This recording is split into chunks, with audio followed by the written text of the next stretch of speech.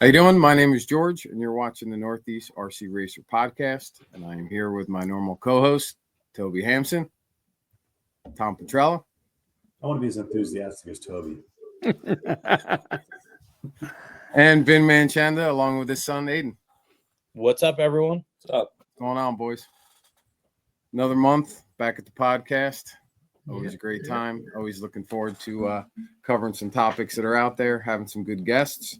And this is episode 23, so I'm pretty stoked.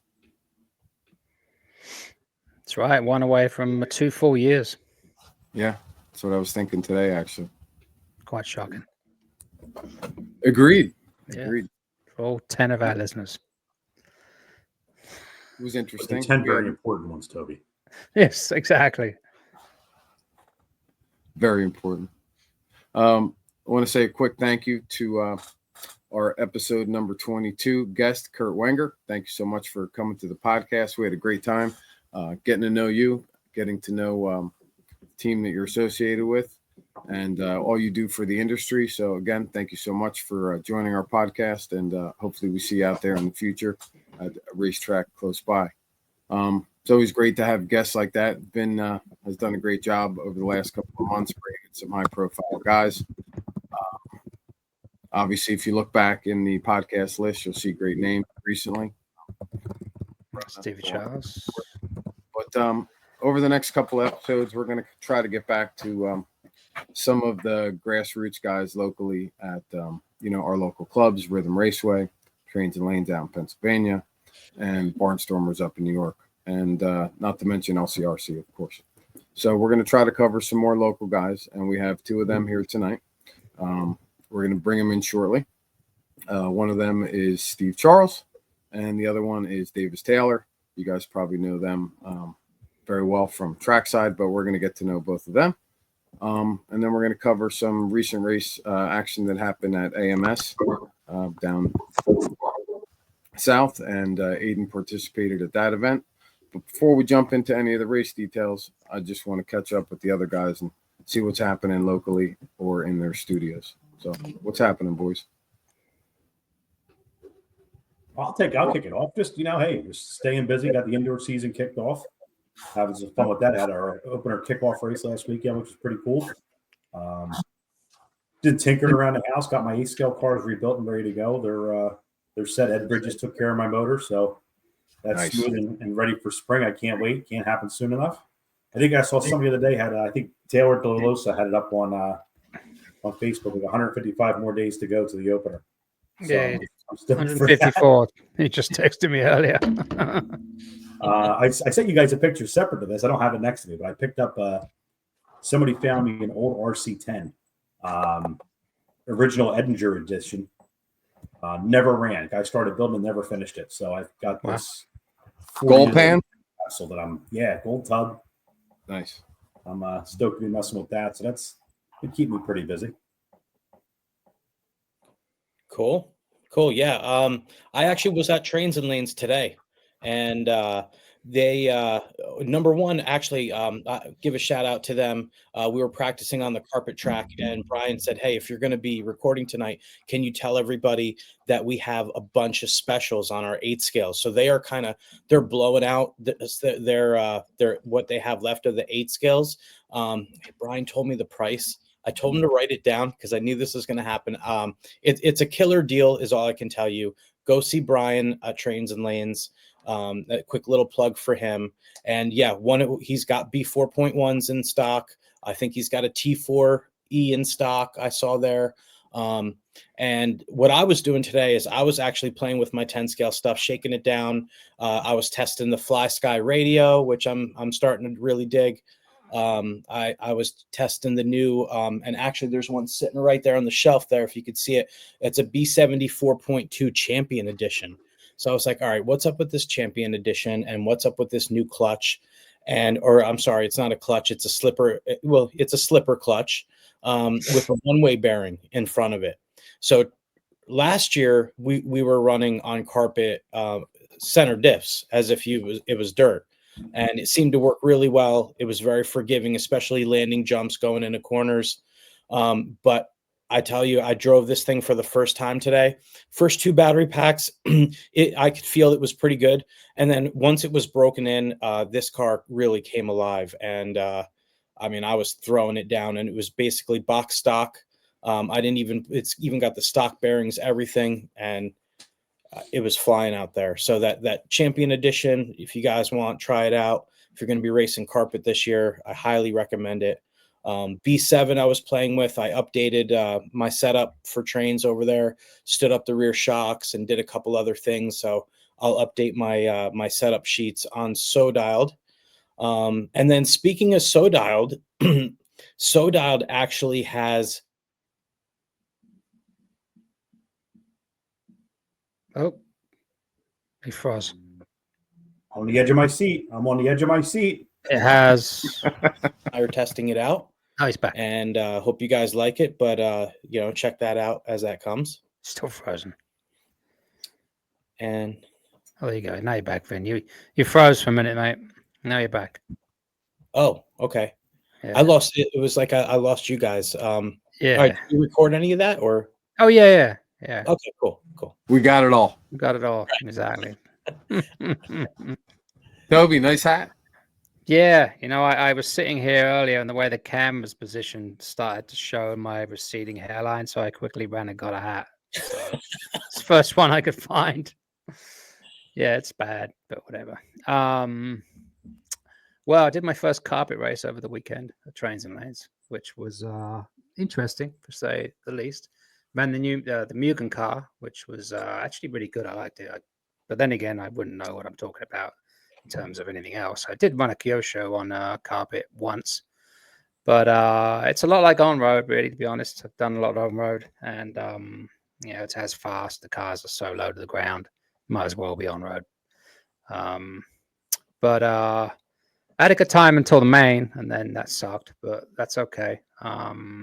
As in the C main, that's where I ended up being. So that's what happens when you're C main. Everyone's got to win it in the first turn.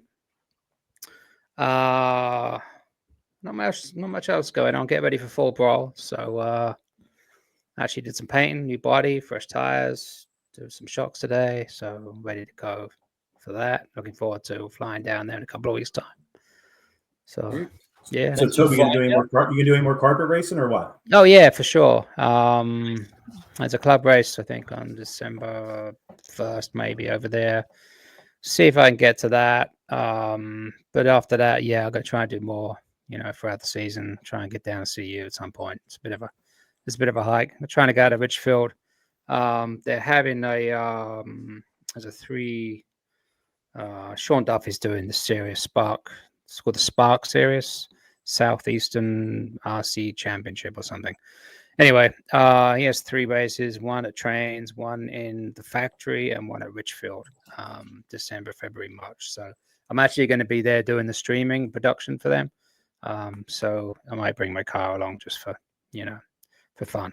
But that should be good to go out and visit some other tracks as well. So those You guys remember Kevin Cavanaugh, right? Yeah, name sounds about. Yeah, rings about. He was a long time. I raced him a lot. He used to always say, "Let's go to Trains. Let's go run carpet." I'm like, carpet. It's a race carpet." Yeah. Now the more I do it, I'm like, damn, carpet. I had to apologize to him this week. I'm like, you know what? Carpet is a lot of fun. Yeah, I didn't even admit it, but it's a lot of fun. Yeah, I was sort of pleasantly surprised. But I never heard really bad things about it. So We just always bust his stones about it. Now I think back, I'm like, man, he was right all along. He kept telling me he was crazy. Nobody wants to run carpet. And the more we're doing it, the more I enjoy it.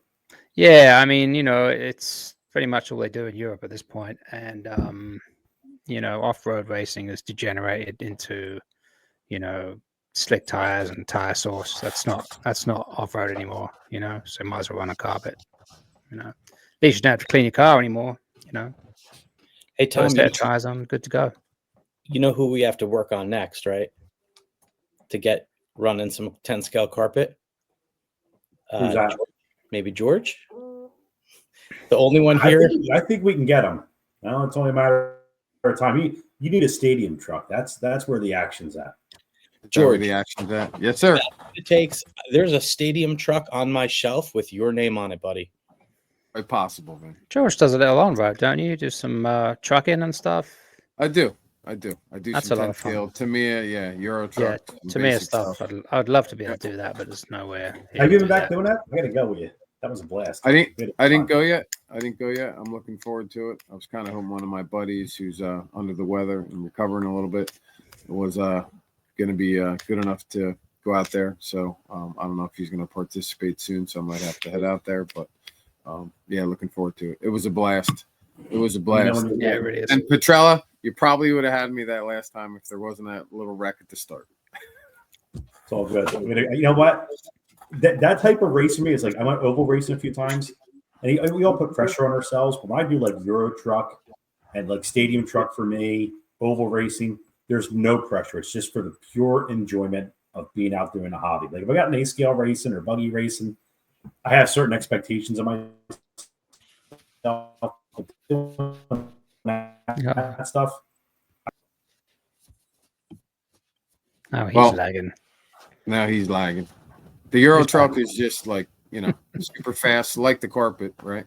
But I think the carpet track is bigger where the most of the Tamiya, basic stock stuff, at least the track that I'm racing at, it's a lot smaller. So the laps are anywhere between 4 and 6 seconds. So like if you blink twice, Yeah. you hit something. So Yeah. that's what's great about it. So yeah, looking forward to that. Sweet.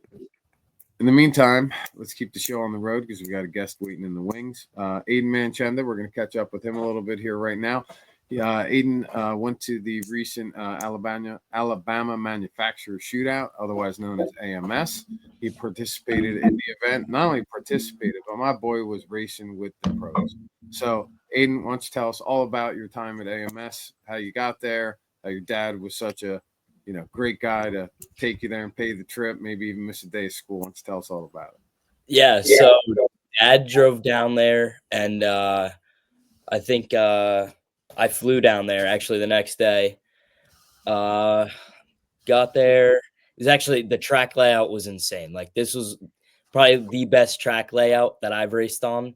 It was so just flowy, and there were so many like advanced features on there that kind of you really had to think about it every time you rode over it. Especially this one hip jump off on the angle got me a lot at the beginning.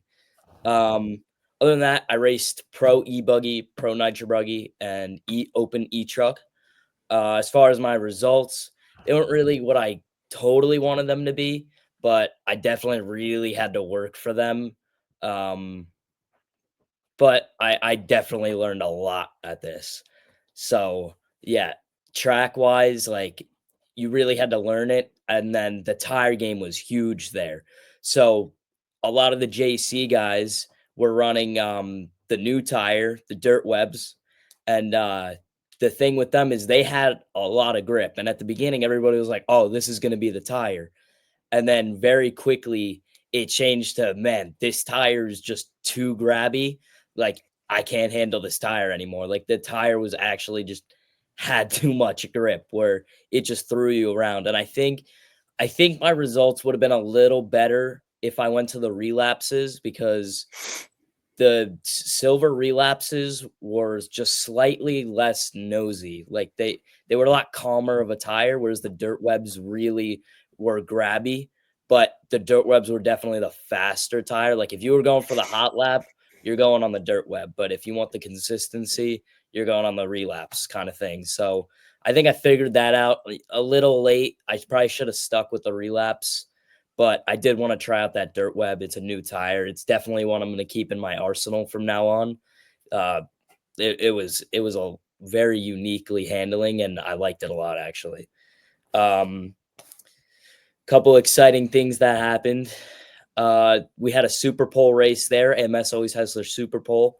If you don't know what that is, you do your qualifying and you get sorted into your main events.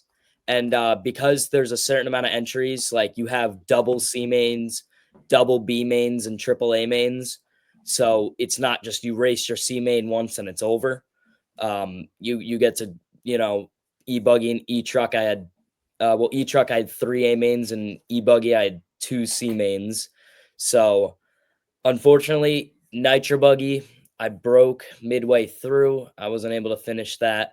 E-buggy, I was one spot away from getting the bump to the B. I had it, and then I ran into a dead car. So that went out the door.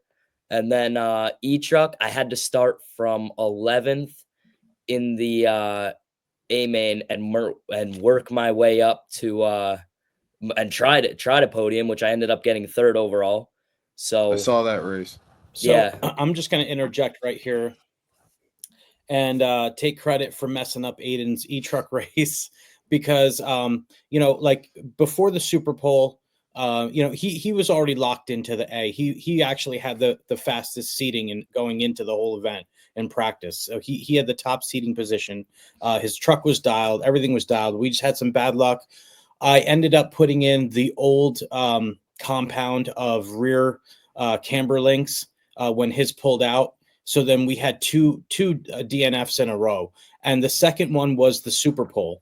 So because Mad Maddie Long, she drove a great race as well, but she had an issue as well. So the two of them were at the end of there. So 11 and 12. So it was Aiden and Maddie starting at the back of the pack. And that's the thing about Super Pole. Like you put in all this work and effort to qualify the best you can. And then something happens in that Super Pole. And then you're all the way at the back of the pack where it's in 3A mains. And I'll let him tell you, but 3A mains, it's almost, you have to come from behind all 3 times. And man, I saw this kid drive his heart out. Like he really put forth the effort. And I felt pretty guilty on the ride home. And I actually threw out all of that compound, all of those. I just threw the parts out. I was like, we will never run those again. Sorry, kid. So anyway, go ahead, Aiden. Yeah, so that did happen. I wasn't really that mad. I'm still in the A main, so I was happy. But I knew the win was pretty much out of it. There were some, I think it was really the top 4 were really fast, and then it kind of dropped off a little bit. So, first, it was actually pretty interesting. And I wish they got it on camera, but in the first A1 main, I was starting 11th out of 15. And when I started, literally first lap, I was all for it. I was like, I have to get up to the front before they start breaking away. I have to be there. Otherwise, they're going to break away. And by the time I catch up, they're going to be gone. So I ended up having a crazy first lap. I think in the first lap, I went from 11th to 5th. And then in the second lap, I was up to 3rd. And then you ended up second in that. Yeah, I ended up second in the first race. I actually jumped over 2 cars, literally on a double. They cleared it. I just jumped. I sent it, jumped over both of them. You got to go for it all at once.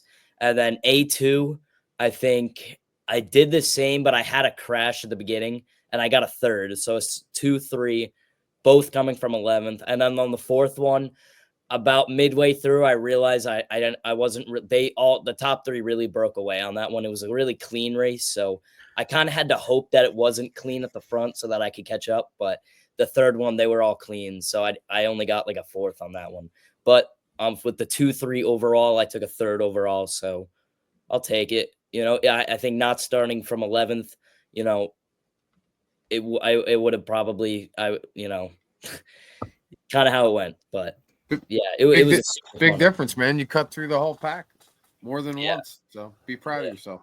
We for those of us who watch you, we're definitely proud seeing you down there kicking ass, man. So you're one of the local boys doing it. Yeah, good job. I just know it was so entertaining watching me do that. I wish they had it on camera, but I bet it was got to stay on the front runners, but. Hey, what compound tires were you guys on? Because I heard all sorts of great stuff about this race. So I think next year I'm going to try to make it down there. What did you guys run compound wise? Yeah, so at the very beginning, it was green compound, so super softs.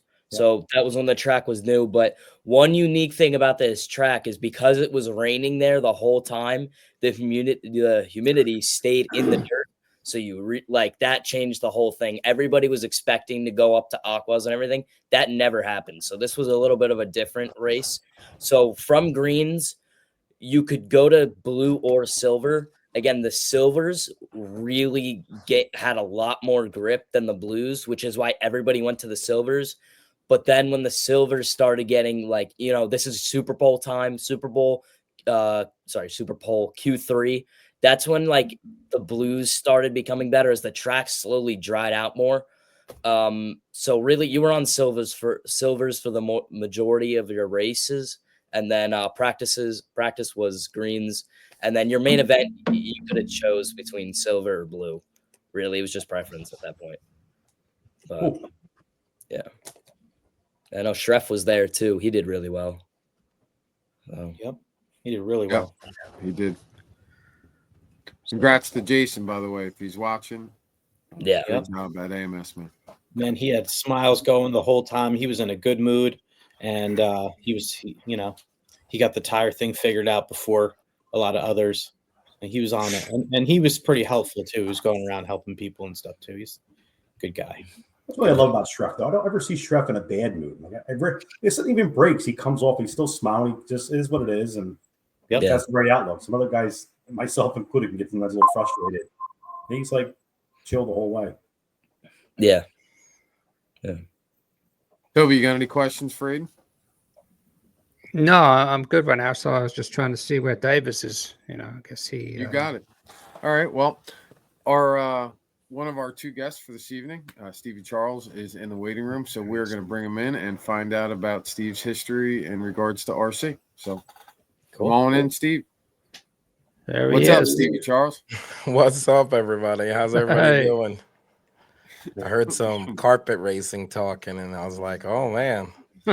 I was like totally against this thing when I started racing.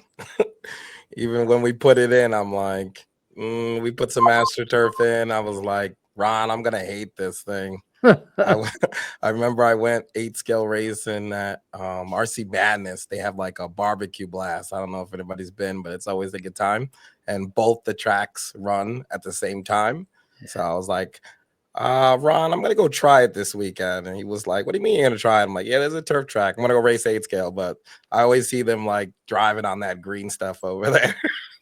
So I went in, I registered for 8-scale or whatever. And I'm like, Chris, I'm going to try to run on that turf track too. So let me pay for it. He was like, just go for it. Don't worry about it. I'm like, I don't know how he just loves racing, that guy. Great guy over there, Chris Marcy. And I remember, I think at that time, I think I had a Hot Bodies. It was a really while ago. I think I had like a Hot Bodies D413 or one of those models or whatever. I literally just was like, what tires you guys run? Put it on and threw it on the track and just pretty much drove for the first time ever. And I'm like, flipping and traction rolling everywhere. I'm like, yep, knew I was going to hate this thing. And then, so I was literally just focusing on 8-scale, and they'd be like, Steve, you're up. I'm like, up where? What are you talking about? He's like, oh, no, you're on the other track. I was like, oh, this is a mess. So I go like running across the parking lot.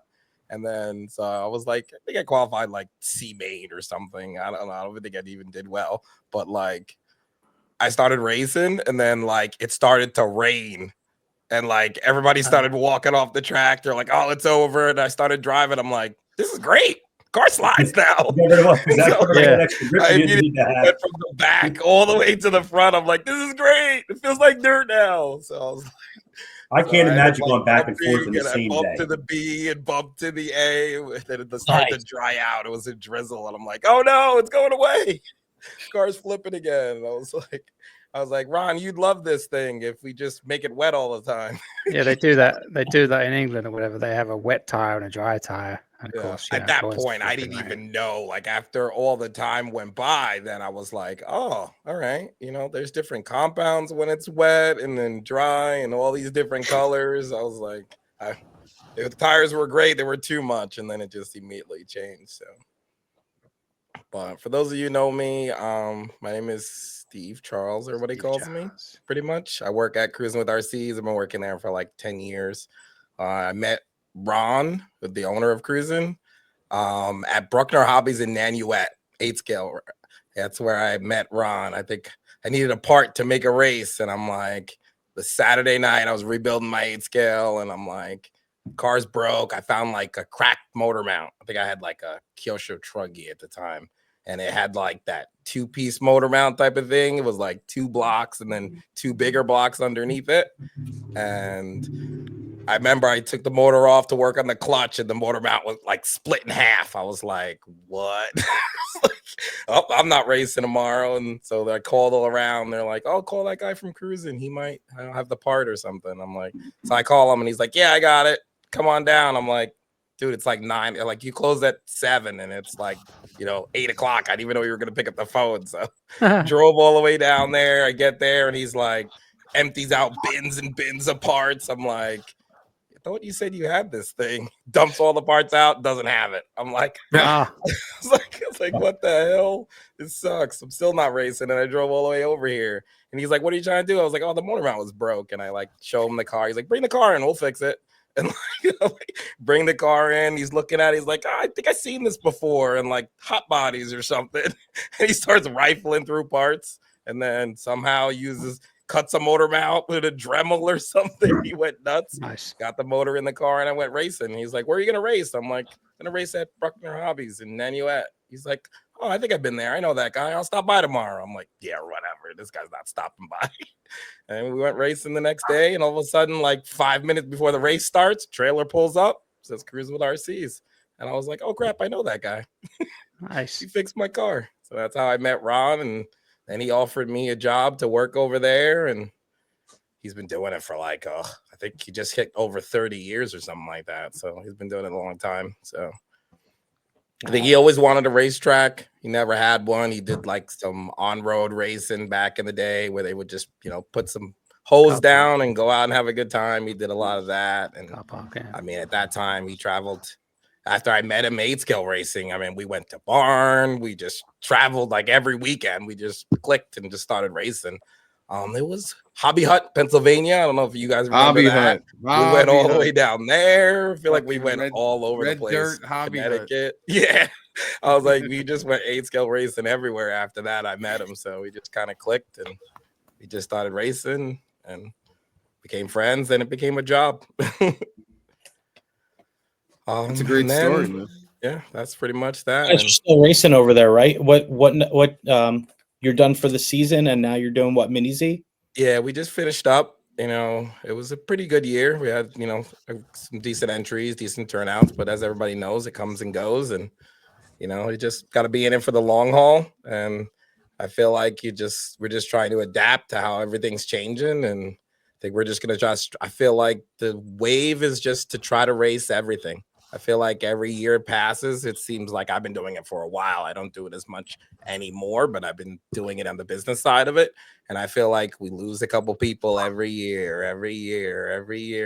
And I don't know if it's just people don't like the level of competition that brings down race entry, or people don't remember how to have fun. I feel like pretty much it. that's the big part of it.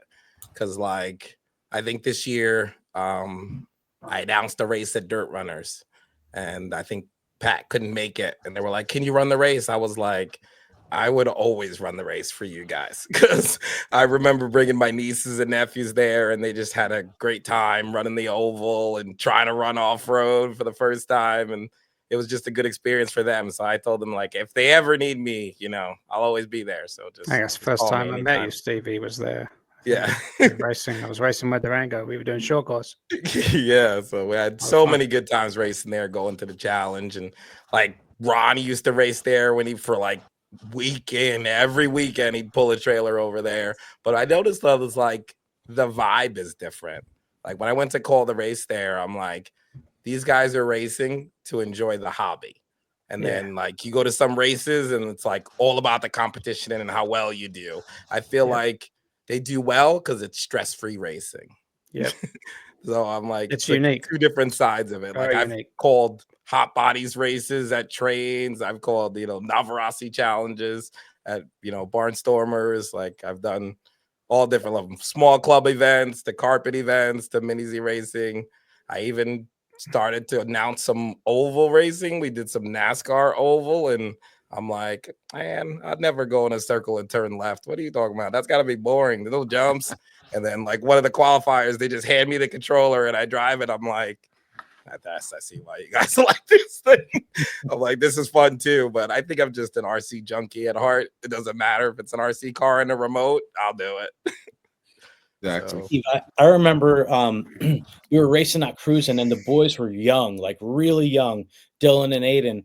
And I just remember like what I loved about going to cruising and with your announcing is that you were very much for like the youth and encouraging and like you kept it really clean and you made sure everybody else kept it clean and it made for a really, really good time. And I'm sad to hear that if it's declining over there, that it is because you guys really have a really special thing going on over there, cruising with RC, especially when you get on the mic and announce.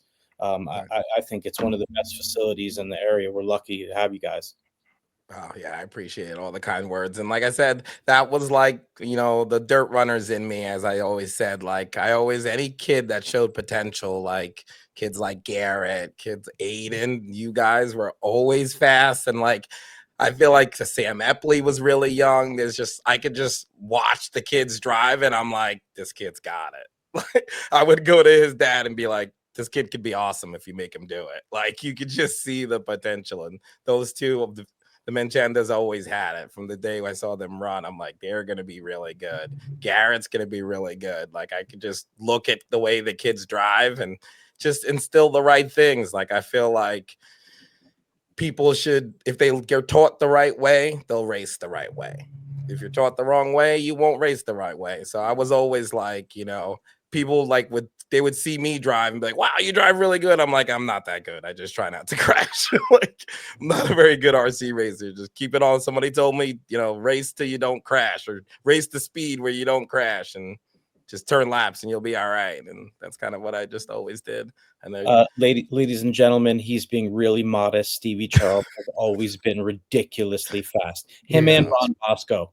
Okay, if you were even close to Ron, I got close to him a couple times. I remember there was one time Aiden beat him, and I felt like like we won some kind of championship because it's so hard. He's so consistent.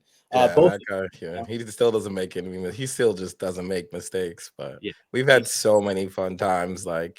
And I say I feel like everybody knows me for race announcing, and I remember like what got me into it is I think I went to like a short course showdown. It might have been is that RC Excitement? I went to a Scotty Ernst short course showdown with RC Excitement. So I think the first time I was sitting in the pits wrenching my car and I heard the guy on the mic. I'm like, this guy's amazing.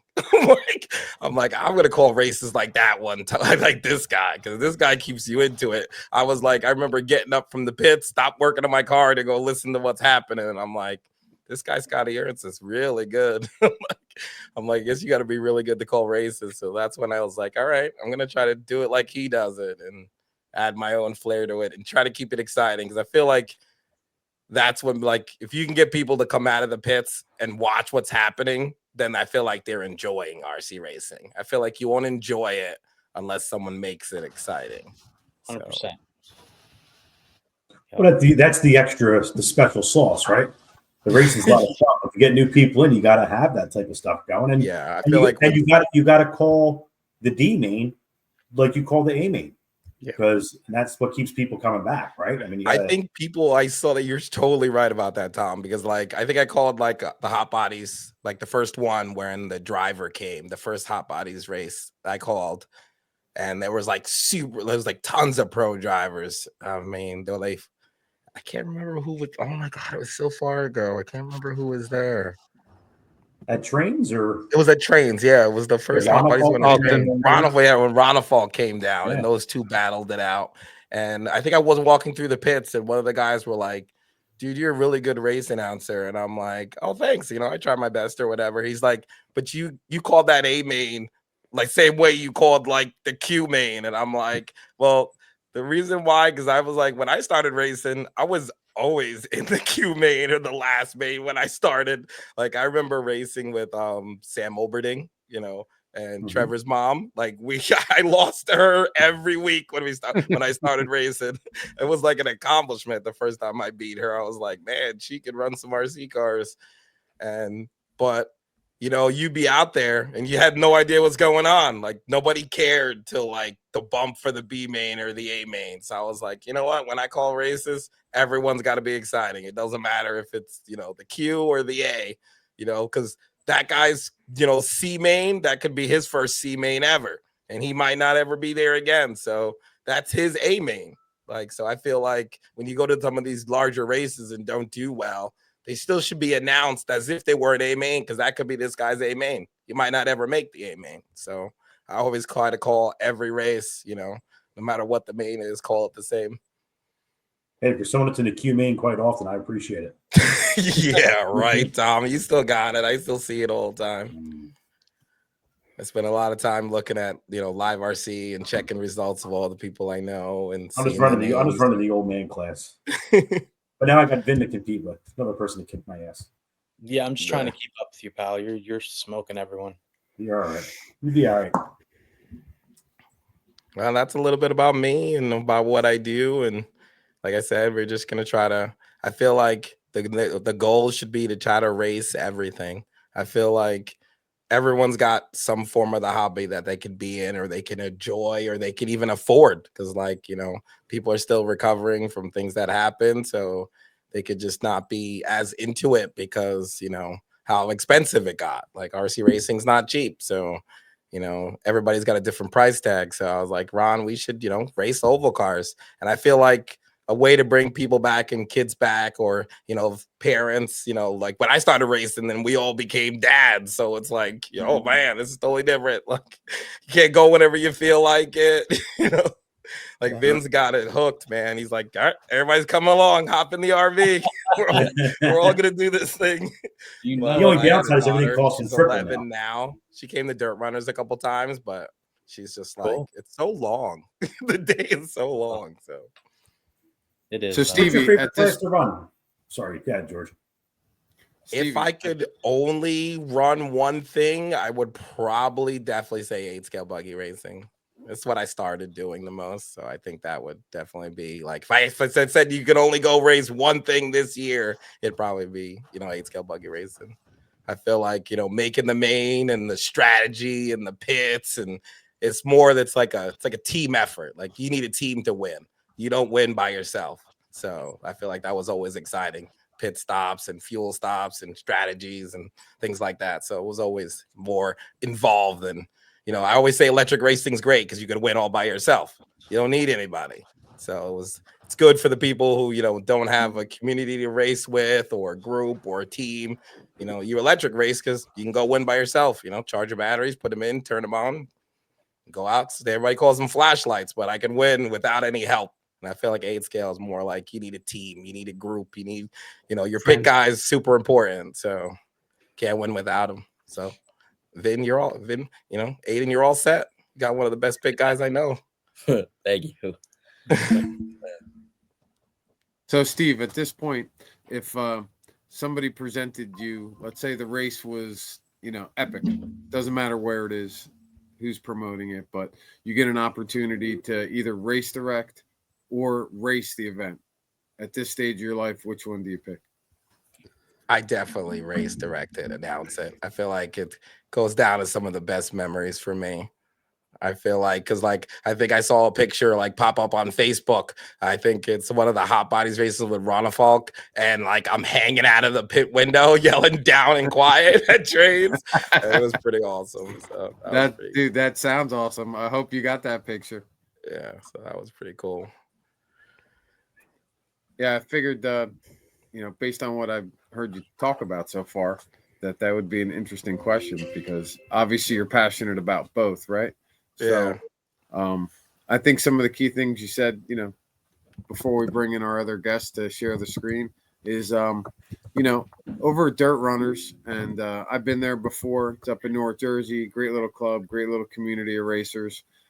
Like you said, I think it's more laid back because it's really more a place that I think has its bones set in, let's get together and take our cars out and go run on the track versus, you know, a high level competition like we see at some of the other places, which, you know, everybody's more laid back, like you said. So I think that's nice, especially because I think you need both, though, because like do. the way I look at it's like you can't have fun and not show the other side of RC racing. So like there should be club events that are like more laid back and a place for kids to start. Cause like I always tell people, like when kids come and they're not good and they want to quit, I'm like, you don't just jump in the ring with Ali or Mike Tyson because you want to box. Like, you gotta like work your way through the ranks, you gotta That's your Jake practice. Paul. What do you mean, Jake Paul You did? can't just be like, oh, I'm gonna race just RC said that. cars. Bring it on, Mayfield. Like, you just don't do things like that. I remember when I first started like electric racing at the Barnstormers. I think I started racing electric like off road, like in the off season. I was like, had nothing to do, and like I showed up on a Friday night. I had my electric car, and I'm like, all right, I'm gonna race. And he's like, and Lou, God rest his soul, he's like, you're not racing today. He's like, what do you mean? He's like, novice runs on Sunday. I'm like, what do you mean? I raced 8 scale outside. This is like little car racing. What do you mean? It's the same thing. He's like, no, that's not the way it works. You gotta like come on Sunday. You gotta race. 20 stock racing first. Friday night's a modified night. That's it. And you raced, and when you did well, you moved on. And I feel like that bred really good fast RC racers because like everything was just more organized. Like you couldn't just race whatever you want. You can't like nowadays you can buy an 8 scale buggy, put it together, and show up at a huge Mugen challenge, and you just race it and throw into the wolves type of thing. So before there, I feel like when we started, there was more structure. Like you had to like kind of grind the ranks before you could just jump in. But with entry counts the way they are, you don't always have those options. So you got to do the best of what you can. Well, I like the idea of forcing someone. You're talking about people. The ranks seem to be thinning a little bit, right? And maybe that's part of it. Is people are jumping in and they're jumping against some guys who've been racing for a decade, right? Maybe you kind of force people's hands. Hey, you got Toby, we got to get him a T1. If you dominate it, great. But at least you'll. Oh, I froze again, didn't I? Got to get some more sponsors to pay for everyone's internet. But yeah, like I said, that's how it was when I started, and I'm like, and you know what?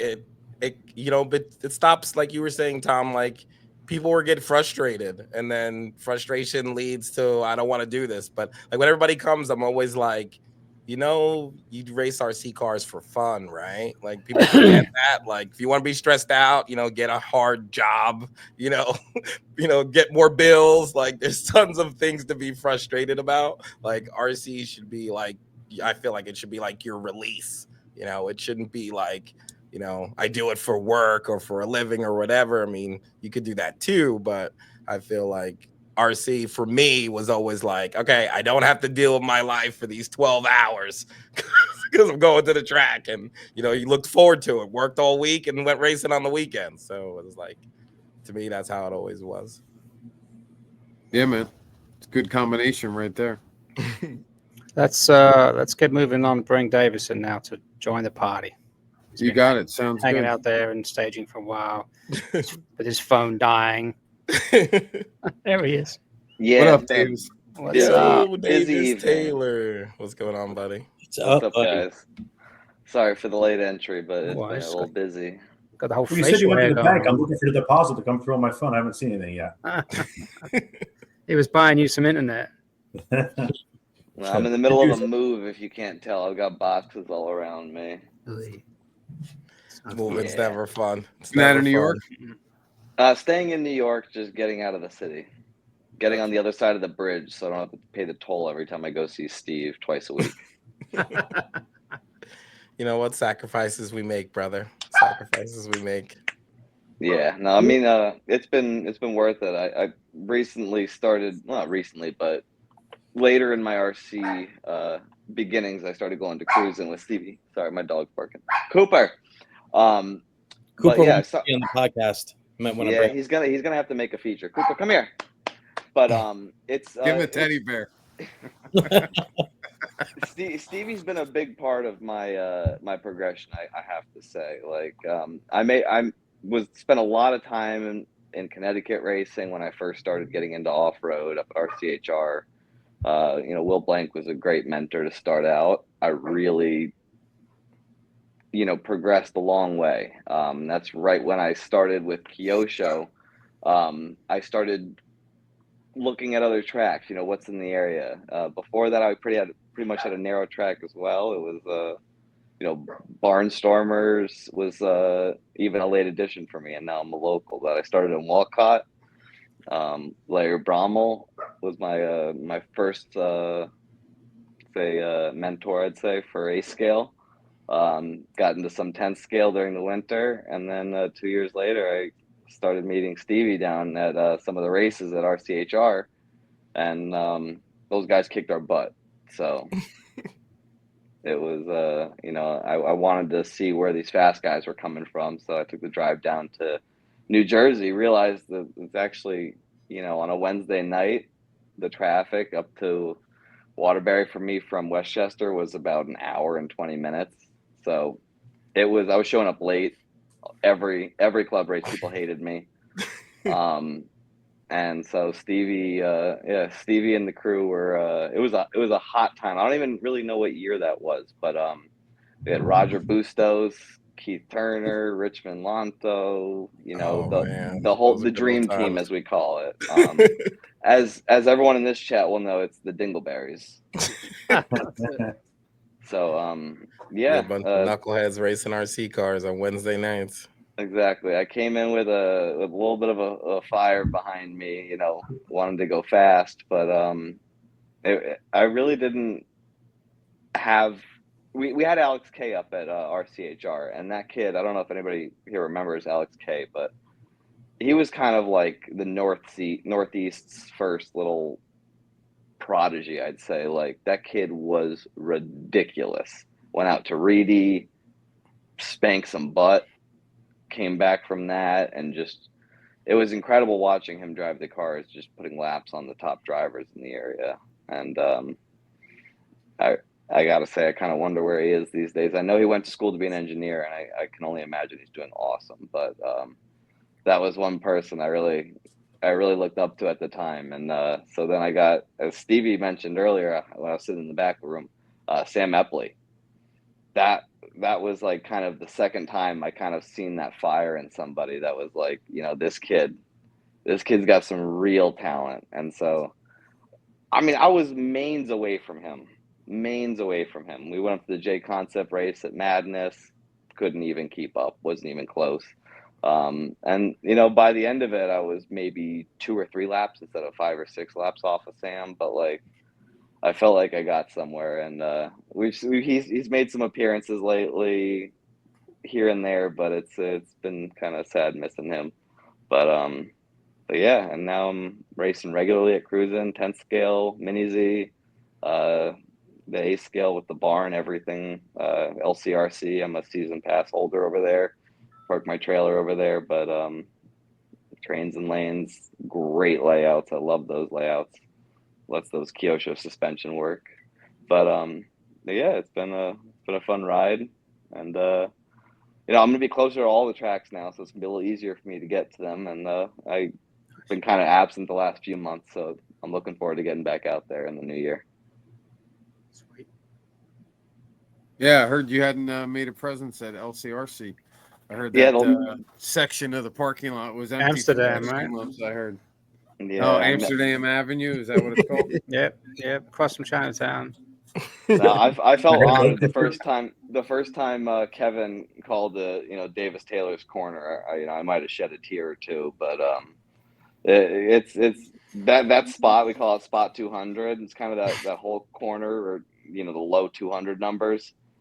It's not the 420.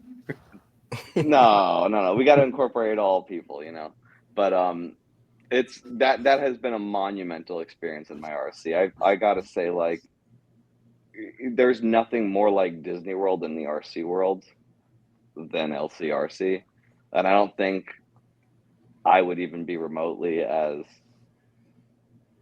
proficient with RCs as I would without it. It's it's the proving grounds for the Northeast. I think everybody thinks they got something until they go there, and then they realize what they really measure up to. And I think that's a very valuable thing for everybody. I tell all my friends, schedule 1 race a year, make sure you get out there for 1 race a year. But Kevin and Krista do an absolutely stupendous job of that place. it's a model for the entire country to follow. Their races, their dedication to the sport, the hobby, the way that they stock their store, that they listen to the customers. You know, they take their time with the layouts, which is not something that all tracks really have the privilege of.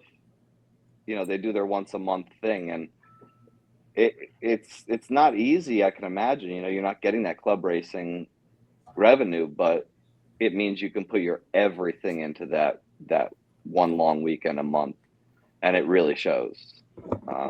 You know, I bring friends there. I bring my girlfriend there. No one doesn't feel welcome. It's the most inclusive environment, I think, in RC. I think Kevin, you know, has done more to hold that track to its morals than any track owner in the country can say. It's such a warm feeling showing up there, you know, even after a 4.5 hour drive with the trailer. Oh my God, that place is amazing. I remember the first time I went there, like got on the driver's stand and was just in awe. And then like I walked the track and touched the dirt. I'm like, it's really this smooth? Like I was like, really, you know, I'm like, man, they do a good job to make this place top notch. I think the experience was so good. I think we went to a race against cancer, Davis. And like I think we rented an RV. It was like my birthday weekend. The So cancer I race celebrated with my the whole birthday Epleys. there. We rented an RV. Everyone was in and out of the trailer. It was like, you're up all night. Oh my God, we were up all night. If you're friends with sleep me and much that whole Stevie weekend, but if it's you're friends definitely with one me to and Stevie remember. on Facebook, that there's a video of the next year. We went to the Mugen Challenge and put up tent city. So Jersey invaded Pennsylvania, and we had about 7 tents connected. Yeah, crazy. Dave Cabrera brought a coffee machine. You know, there was espressos going. It was, you know, Angel brought the champagne. It was an experience. Yeah, we're a bunch of knuckleheads, man. It was crazy. But no, that place is amazing. I remember that. We're lucky. Just to interject, we're really lucky that we have a place at that level. I mean, I would say LCRC, in my eyes, one of the best tracks I've ever been to. Not that I've been to that many, but I've been to a good amount. And man, I want to put it up there with like top 10 in the nation for sure. And possibly even, you know, the globe. Yeah, because I totally agree. Because I feel like it's not only like the track, but they've got the whole thing together. Like good hobby shop, good speakers, good announcing, good, like the whole facility as a whole is what makes that place draw the attention and to be able to host a big race. I feel like they have, you know, the award ceremony, like they have the start to finish down. So that's what you're going to go and plan a weekend and you know, you're going to have a good time no matter how it is. Cause they've got like the whole package. Yeah, one other thing is their process that nobody has. So when it rains there, you know, you can guarantee if it stops raining, that track's going to be running again in an hour and a half easily. It's the most incredible thing to watch. Just, you know, everyone runs to the track, not away from the track. Kevin's got this incredible respect from everybody that he deserves. That, you know, he's got a whole corner of the pits that are dedicated to just being there and able to help the track. And not only that, you see racers from all regions coming to help when help is needed, or you know, sometimes not. Sometimes you got 4 or 5 guys sitting on the sideline waiting, you know, for a rake to be available to grab, but you know, all of them are being used. It's incredible. And but I did want to jump back to a question for Stevie, because I know you guys were asking about racing or announcing, and I've been a part of some amazing races that Stevie has announced and raced in. But I really wanted to ask Stevie, what's your favorite race that you've ever announced? Oh my God, that one's tough, man. I mean, I think of one that definitely I could say hit home was, I think, one of the Navarasi challenges that I called that whole weekend. And I think like Brad said, like the emergence of Brian Cotta putting his foot down. And like there's a video, like I think he took pictures and he's like, no, I couldn't have done it without Steve. Like he's got to come get in the picture, and his mom and his dad had good things to say. And I feel like that was a good moment. Like I've known him from when he was really young, then watched him progress. And to see him win at a good high level like that, it was a really good experience, because it's just somebody like I've known for a long time really get it together and put his program together, and make a podium at a really, really big one to really get to shine. I had a question for Aiden though. Yeah, My question for Aiden is, like, with a track like LCRC around, do you think that's what helps you progress, like, in the Northeast? Because, like, we don't really have, like, when I watch I'm always watching videos of tracks for ideas, of layout ideas now, because that's, I'm always trying to make a killer layout. I feel like that's why people come racing. So I'm always watching layouts, seeing how they're doing things, seeing how things changing. And I'm like, us in the Northeast, like, we have our 8-scale program, and it's kind of like, not as long as we hope it to be. And so when people travel, like, to Fall Brawl or AMS or other areas, like, how do you prepare? Like, if it wasn't for like a facility like LCRC, I feel like preparing for a race of that size, I feel like if we didn't have LCRC, like, does that help your progress when you go to these other tracks? Oh, most definitely. Just being able, like, it's not new when you go to like another big race. It's like, oh, I can prepare the same way I would prepare for like an LCRC race. Because I know, like Davis, it's also a little bit of a trip for us to get up there. But when you do, it's almost like you're simulating like just another big race for me. Like, going to AMS is not like, obviously I'm a little nervous going there. I want to do well, but it definitely calms me down knowing like I'm doing a big race once a month. Like LCRC has a race once a month. So it's, it's not like my one race out of the year that's big. It's like, all right, I have another one this month, So Everybody it says like big race feel, right? Like, Yeah, like, yeah, like totally. you show up. I think for me was like when I started racing, I think like the first big race feel for me was like going to Motorama. Like, I remember going to Motorama, like walking up the scaffolding, and I'm like, this don't look like Barnstormers anymore. Yeah. Like, this is huge. And then when I went to LCRC, I was like, it gets even bigger. And like, Yeah. So I'm like, it's hard to do well at races when you don't get to practice how you race. That's how they call it, practice how you race. So like, how do you get used to racing on huge tracks, different layers, multiple elevation changes? Like, how do you get good at that when you can't practice that? Really, it's just repetition, like being able to go to all the race time events, PNB, AMS, Wicked Weekend, SIC. Like, I didn't go to SIC, but all these big races, just all repetition. And eventually, like, we'll get to it later, but how to rebuild your car, which I'll tell you guys. But, going to a race and knowing you're prepared, knowing your stuff is fresh and ready to go. It's just all mindset, like, all right, the track is big, but give it a couple laps and I'm going to know it. So really it's not a factor anymore. It's just like, all right, it's a big track versus a small track, all right, this one's got a little more elevation. Like, before going to AMS, I was studying the layout, it's like, all right, I can go here. Am I going to use this berm? There was a bumpy section, like just all like, just purposely dug up bumps though. And it was like, like, how me figuring out lines like, all right, I could, this way's got a little less bumps, whereas over here's got more, but it's the race line. So just kind of studying it before you actually get on the track, knowing what you're gonna do and just having like a plan, being able to go there and be like, all right, doing this, then I'm doing, I'm setting up, then I'll put my batteries on charge, then I'm gonna go out there for my first practice, not being on, not having yourself scattered everywhere. It's just, stick to your strategic plan, and then at the end you can just hang out with everybody. You're not struggling to do a rebuild. You came there prepared, so it's just getting used to it, really. And that's a good point you bring up of going to LCRC to prepare you for the bigger races, because I think for a lot of the Northeast we see LCRC as kind of the proving grounds, and then it's really cool to see people develop to that point where it becomes the training grounds. Like, you've been at these big races at LCRC, and every race at LCRC is a big race. You're talking upwards of 200 to 400 entries, depending on which race it is, time of the year and all that. But it really gives you a unique experience to see like the difference in people who are, preparing with their all to go to these LCRC races, for the guys that are going to LCRC to prepare them for the bigger races. And it's cool. Like, I've watched you go through the progression of, like, getting, passionate about the hobby, showing up more and more to LCRC, taking off those social events to get to LCRC, Yeah. and look at you, dude, it's paying off. You're going down south and, showing them that we mean business up here. And, Yeah. I think a lot of us in the Northeast can say thank you for that. Yeah.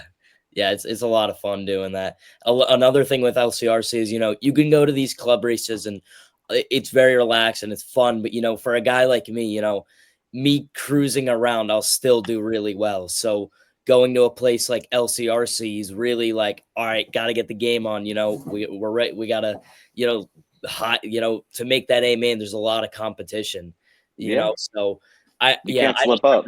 yeah, going to LCRC and I've won E-Truck there a couple times now. And I remember the first time I went there, I think it was in the D main, like solidly. And I actually remember saying, like, this is so much different than Trains and Lanes and Barnstormers. Like, it was really eye-opening to, like, for me, I was young. I was like, oh man, I'm so fast. I can, like, I remember I did really well against you, Davis, actually at Big Apple Challenge. Yeah. Of the trophy over there.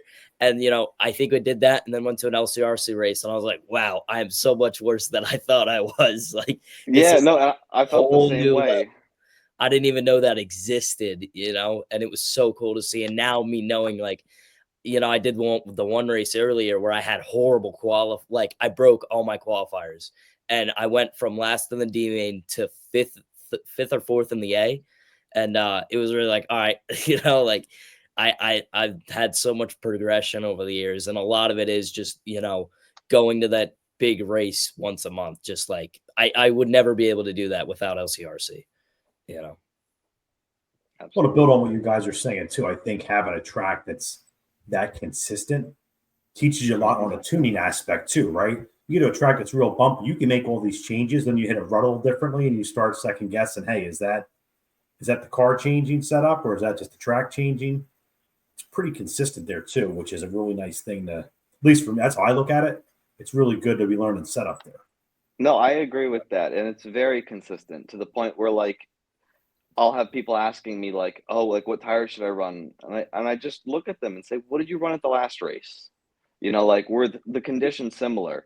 Like, when people are struggling for tire, it's almost simpler to, like, think about what you've done in the past here. You don't have to reinvent the wheel. Kevin's not throwing, multi-variables at the track. We all know what he puts in the water, if he puts anything in the water at all. He leaves it right on top of the tank.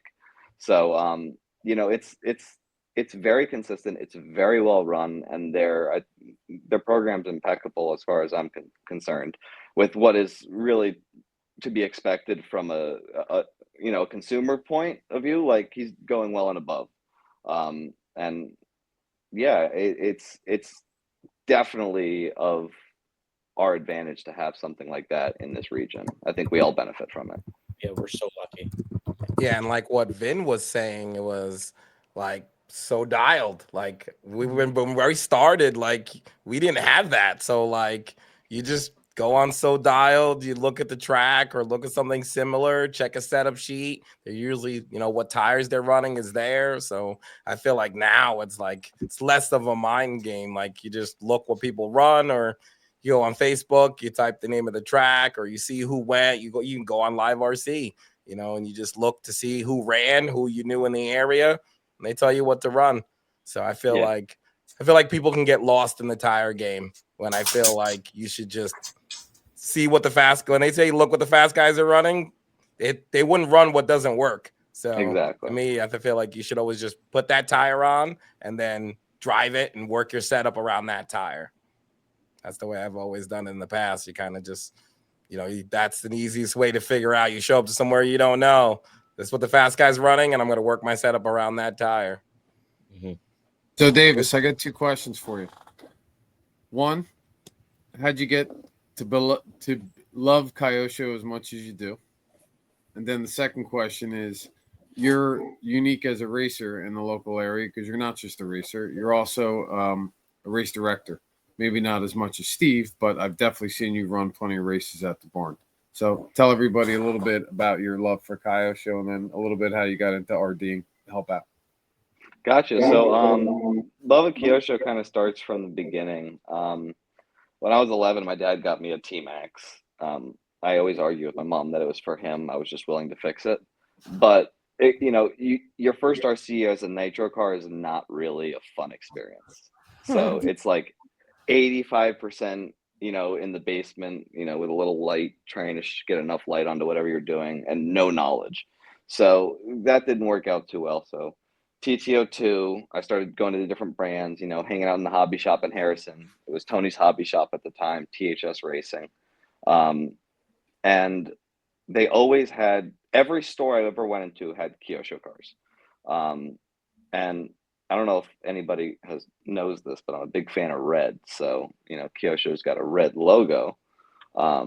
So it kind of stuck out to me from an early age. And when I was 14 years old, I went to a summer camp that was a kind of like a hobby science technology camp. And they had an RC course. So I took that.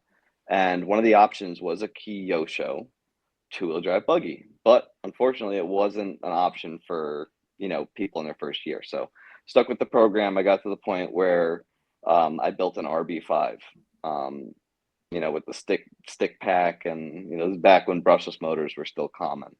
Brush motors were still common. I'm sorry, and so I built the RB5 and I hung on to that thing for eternity. Sold it I think 3 years ago finally.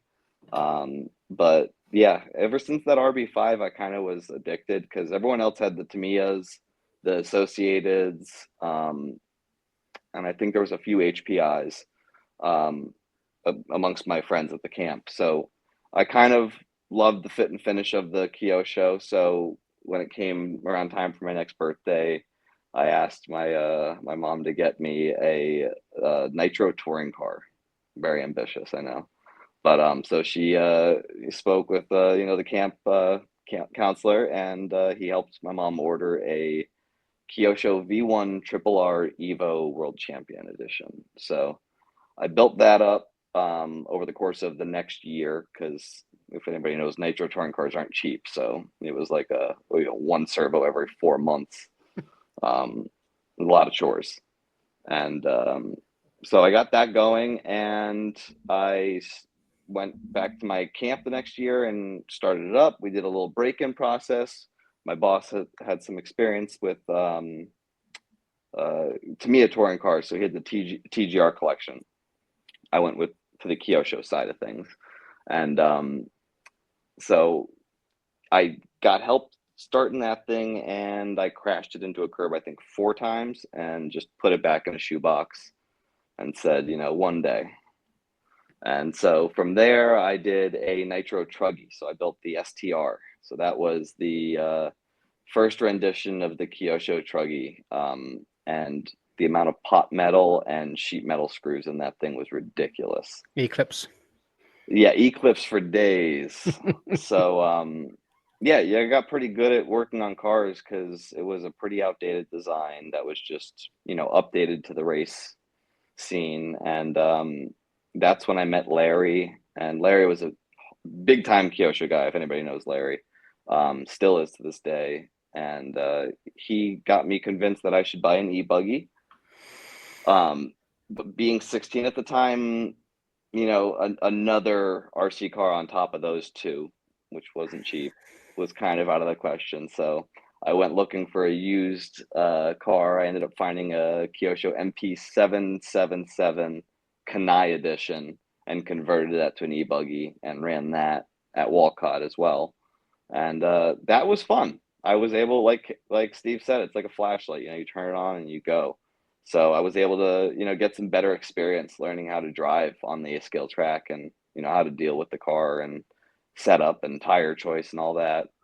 And honestly, at that point, I was pretty sold on the Kyosho. I'm a pretty loyal guy when it comes to things like that. If something doesn't, do me wrong, and the people around me are supportive. The hobby shops always seem to have parts for it. Everyone said they didn't, but every time I went into either Walcott, Cruisin', sometimes even RCHR would have the parts. But if anybody's been to Cruisin', you know how many old parts Ron has. So I was pretty set for a while going there. And yeah, that kind of started the whole thing. I didn't join the team till I really felt like I should have been on it. And I think that's something that we're getting away from these days, is that a lot of people are jumping for these, 25% deals in their first year of RC. And it's like, it helps to leave some headroom for goals and aspirations. But if you're meeting your goals at like, in your first year, it doesn't seem like you really are earning your keep. I feel like a good example is like Aiden. This kid was dedicated by the time that he was starting to get recognized. Like he was winning races before he was being recognized. And I think that's how it should be. Like you should represent the product that you want to be sponsored by to the point where you're asking for it. And I think brand loyalty's kind of gone away. You got guys switching brands every other year just because. I think a lot can be said from staying with a brand. I know that you can, and people always tell me you can go faster with another car. I'm just not interested at this point. I'm having fun. I love the people around me. I've built a solid community of people that run the Kyo shows, that we all work together, tune the cars. No one's ever without a part that you need. Even later in the season, I was at Trains and Lanes looking for a truggy arm for my buddy Eddie. And, it took a few people, but we found the part. You know what I mean? It's not something that can't be done. And I think once you develop that really good connection with the people around you, a good community of racers that are, like-minded with the same brands or same values, at least, you can really go a long way. So, when I get asked like, what would it take for me to switch brands? It's like, you'd have to switch all my friends over. You know what I mean? It's not just, and look, I got George to drive a Kyo show. It wasn't easy, but it happened. I think Toby spun a Kyo show or two. Yeah, I'm back. Toby's next hat when it comes to Kyo show. He was there, he left, and now he's back. And he's happy again, so it's good to see. I pulled him off the stand after I think it was beginning of the year, and I said, I have not seen you smile like this in a long time. And he said the car's amazing. He goes, it's box stock. He was driving around the track, just finishing races. Yeah, I got a little bipolar there, different cars. Yeah, everyone was telling him, "Oh, you're just going to start breaking arms again." It's like, you're going to break an arm if you ask to break an arm. But I think all cars pretty much at this point break arms around the same impacts. I haven't broken anything on my car since I got it. Exactly. There's the jinx. I think I broke my 2 arms. Knock on wood. You're not trying hard enough. All right, so I just wanted to add, after so I started with the camp and got into the Kyo shows that way. But when we about 3 years into me at the camp, I ended up starting up a summer camp with the camp counselor at the time. So he became my boss. And kind of my RC mentor at the time. He was fully addicted. TGR, if anyone knows what to me a TGR is, it's an off class of a scale on road that wasn't ever raced really. So it was expensive for no reason. Yeah. And so I was kind of right hand man for the the 16 and under category jobs. So I was head counselor for a while. I ended up moving into a instructor position, and that's where I really got my start as a race director. I know George was asking about that. So yeah, we Discover Camp RC. We're on Facebook and all that. We might be running races again this year. It's been a little tough the last 2 years. But we have a turf track right now. We started with a little sandy, rocky corner of a parking lot. And then we built the whole off-road program from there. So now we're a turf track, following the ways of cruising. We actually get some of the campers racing at cruising every once in a while now. So it's pretty cool to see the development from people, entering the hobby, building a Tamiya mini four-wheel drive, which is basically a racetrack slot car, into mini Zs, where they learn how to control the cars with the radio and work on the cars with, tuning parts and whatnot. Then they build a Slash. They learn how to, race a 10 scale car, repair, race it, upgrade it. And then they can start getting into the kits. They can either build a rock crawler or a Tamiya on-road car, TTO2 of one of the variants.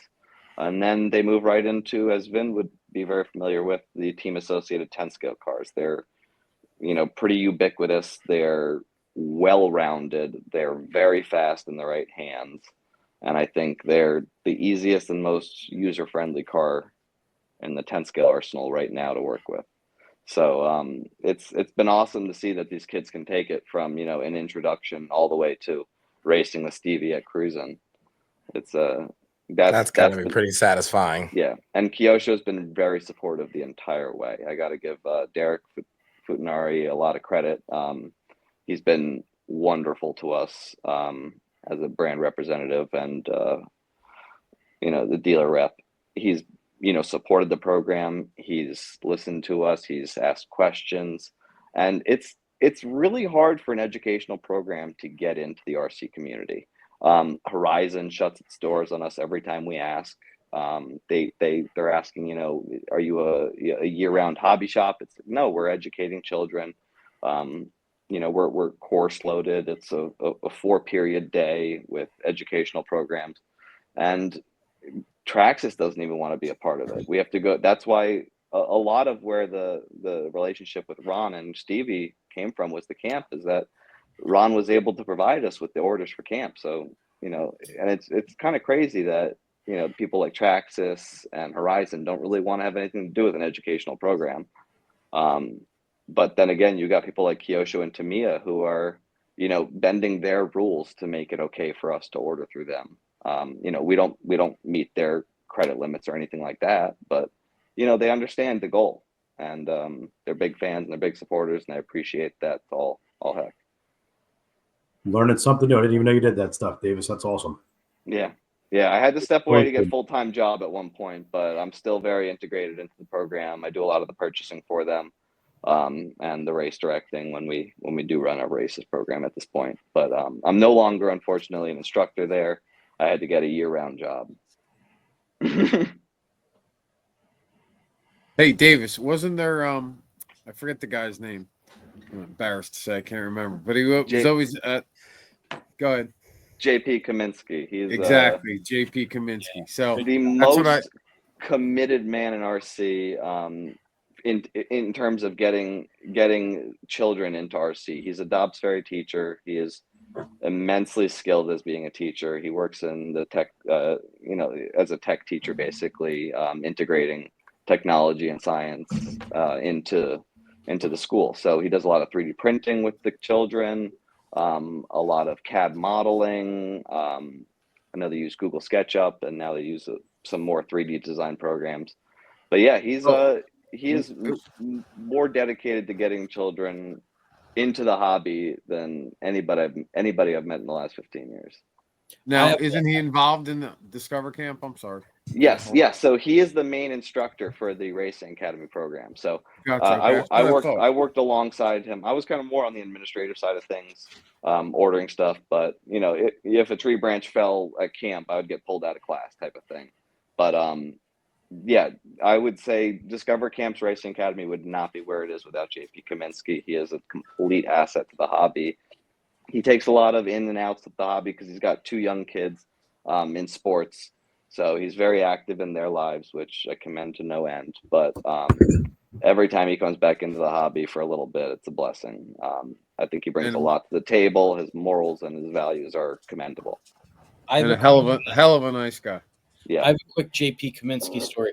Aiden, who was it? Was it you or was it your brother? We were racing up Barnstormers, and I believe it was Dylan, and Dylan was doing really well, right? And then something broke on his car. Yeah, the on the steering plate, that little plastic piece came loose. Mm-hmm. Steering link.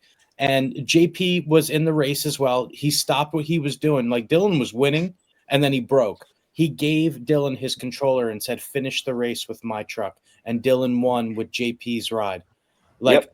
I could not think. I was just blown away. I was like, "Who is this guy?" And that's impulse reaction for him. He does that second nature. It's just he gave up his race, gave it to the kid, Like how selfless. It's really, really Absolutely, yeah. to see somebody that selfless. Yeah, we need more people like that in the hobby. Sure. I For feel sure. like a lot of the problem is, and like I know Stevie said that the cruising scene's kind of dwindled since its heydays, but a lot of it has to do with the families. You know, a lot of the people that I talked about when I started racing at cruising, like, you know, the core group, they all started families, and you know, that's not something to be mad at them about. You know, we all, our lives take twists and turns and dips and dives. But I think it's important that like people stay connected. We reach out to those who have stepped away and we invite them back when it's easier for them. But also, it's important that we bring new people into the hobby. So, you know, as our friends leave the hobby for whatever reason, it's really important to not feel embarrassed about driving RC cars. You know, ask your friends to come hang out at the track. I think every track would benefit from that, whether they come once, twice, or 3 times, whether you bring 5 friends once or 5 friends 5 different times. I really think we got to get back to that of, you know, getting people out to the track. It's club racing's been affected, I think, at all tracks recently. And I think that's awesome. I think that's awesome to hear. And I think like when I was like kind of more heavily into racing, and Vin probably would know, and by be experienced this too, like, you know, every year there's a new car or a new chassis, or every other year. So like, you know, when I got my new car, I would outfit my new car, and I would look for like a kid or who else was like doing well or didn't have a car, and I would gift my old car. I remember going to like TNT, and we had a race, and there was like a novice group that was running, or a kid, his car broke a bunch of times, and like I was like, this is perfect. I like went to my car, took my old car, and asked his dad, I'm like, can he have this? He should race this instead. And like, kid was in tears, like, what do you mean I can have a whole RC car? Like, that was just one of the things that was just like super. I've done it at cruising too. Like, I got a new car, give my whole car to somebody else. And I'm like, I felt like when I was a kid, I always wished that happened to me. So anybody who was like, I'm like, you got a brother? I see you come, your brother sits there, you race, and your brother doesn't. I'm like, something's up here. And I'm like, why doesn't he race? He's like, not sure if he likes it. I'm like, all right, what do I got? I'm like, I got this Slash. I'm like, here you go try this. And I'm like, I feel like a lot of people just, you know, aren't given the opportunity, or, you know, didn't get that final push. Like, people walk into the store and they're like, wow, those cars look cool. You know, those mini cars go so fast. I'm like, you never driven one? I'm like, oh, here. So like drive this thing. And they're like, for real, I can drive it? I'm like, oh yeah, you know, don't worry about it. Like, you don't ever know if you're going to like something if you don't try it. So like this year, even with minis, I feel like people are like, those things are kind of weird, or they're small, they're hard to work on. I'm like, there's a whole bunch of different, like, variations of them. Like, you know, you can get a box stock, and you can get, you know, into a modified car, and then different speeds and things like that. So like this winter, we had built a new Le Mans class. So I took my old box stock car, and I'm like, that anybody that walks through the door, the car's on the counter with the radio, and I'm like, here. He looks at it like, you shouldn't be looking, you should be driving. And I hand the controller. He's like, some of the parents are like, he's never done this before. I'm like, I was there.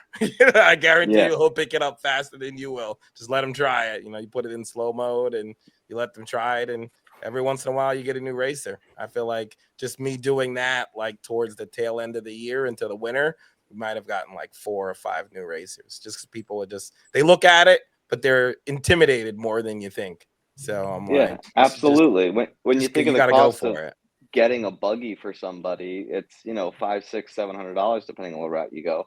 But if you let someone try yours, sure, they might break something, but let's say they hit the pipe on landing a jump, it's, you know, max $30. You know, you got an arm, a caster block, a knuckle, hopefully they don't bend a, you know, shock shaft or drive shaft, but like, you break some plastic, I guarantee most of us have it in our parts box and we're not sweating over it.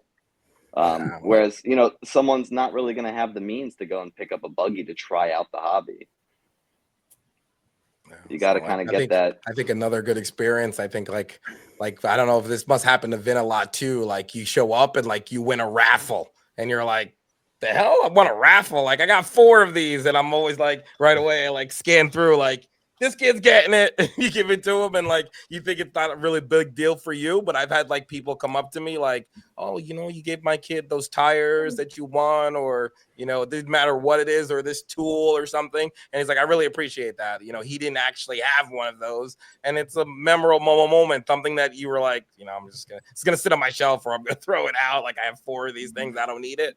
I feel like you'd be surprised who you give it to. I've given a body away, and they're like, well, I don't even know how to paint. And you're like, oh, go upstairs, you get some paint, it's like tagging a wall, and they experience it. And, that could be the next biggest painter around. You never know. Hey, Dave, it's funny what you were saying about, breaking someone's car. Lutz let me drive his Kyosho after the Halloween race, and I broke it. Well, it didn't cost him a penny. It didn't actually break, but it looked pretty sad, and somehow I managed to pop the rear drive shaft out of the cup, so it was all like the arm was all fucked up and weird. So I felt pretty bad. But he's like, I've never seen that before. I'm like, what can I tell you? I got skills. Toby Hansen's quality control. Just checking the durability. Yeah. So Stevie, question for you: Happy Gilmore 2.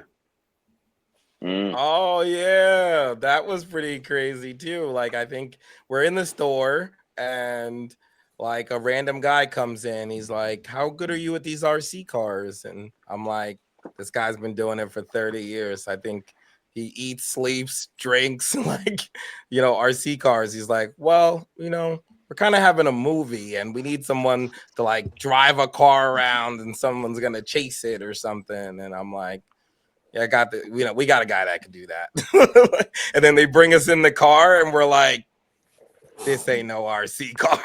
Like they brought us it was like, I don't know. It's like a car. I would say the car looked like a car from like you would see at the gas station. I'm like, this is never going to work for what you're going to try to do. Like it didn't even have a servo. It was like a proportional kind of steering that with nothing. So we're like, we know how we're going to make it to work. Show us the car you want. And we're gonna paint a car like it and put it on an RC car. And so like the car was roughly the size of the Losi NASCAR. So Ron went and painted it, and he got it to look exactly how they wanted. They obviously he went through a whole approval process because I guess with cameras and stuff, like you see everything, like any ripple, any imperfection. I'm sure Toby knows about this. Like, that we painted 3. And they were like, well, these 2 look good. That one doesn't. You got to paint another one. They all 3 got to look exactly the same. Yeah. So I'm just like, so that was kind of, crazy. Oh, sorry. That's my wife's cool. Behind me. And I don't know where. So, it was pretty quite the experience that he had. So after we got the cars done and they went through their approval process and, then he got to go to the facility where they were having it, and he drove a car for them, and they, how many takes they needed, and it was obviously work for me because I didn't get to have any fun. He got to go do that, and I was stuck in the store and kind of heard all about the fun stuff. But he's like, cool. It wasn't as fun as you thought. Like, you thought it was going to be a good time, and you kind of give your take on it. Like, what they want to do is sometimes not always what Ron's like, you can't do that with an RC car. Like, like, what are you guys trying to get at? Like, they think they could do so many things, and then you kind of tell them like, no, this is actually how it's going to work. And you go back and forth and, so it ends up being, it ends up working out. And I think it was a great experience. And, he got to meet, Adam Sandler from the movie and he signed a car and everything. So that's cool. It was pretty cool. So will you get to see the car on the movie?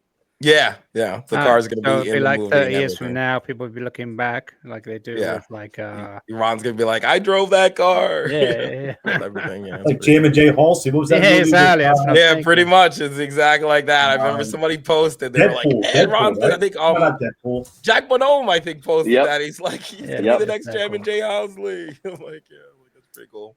So it was pretty awesome.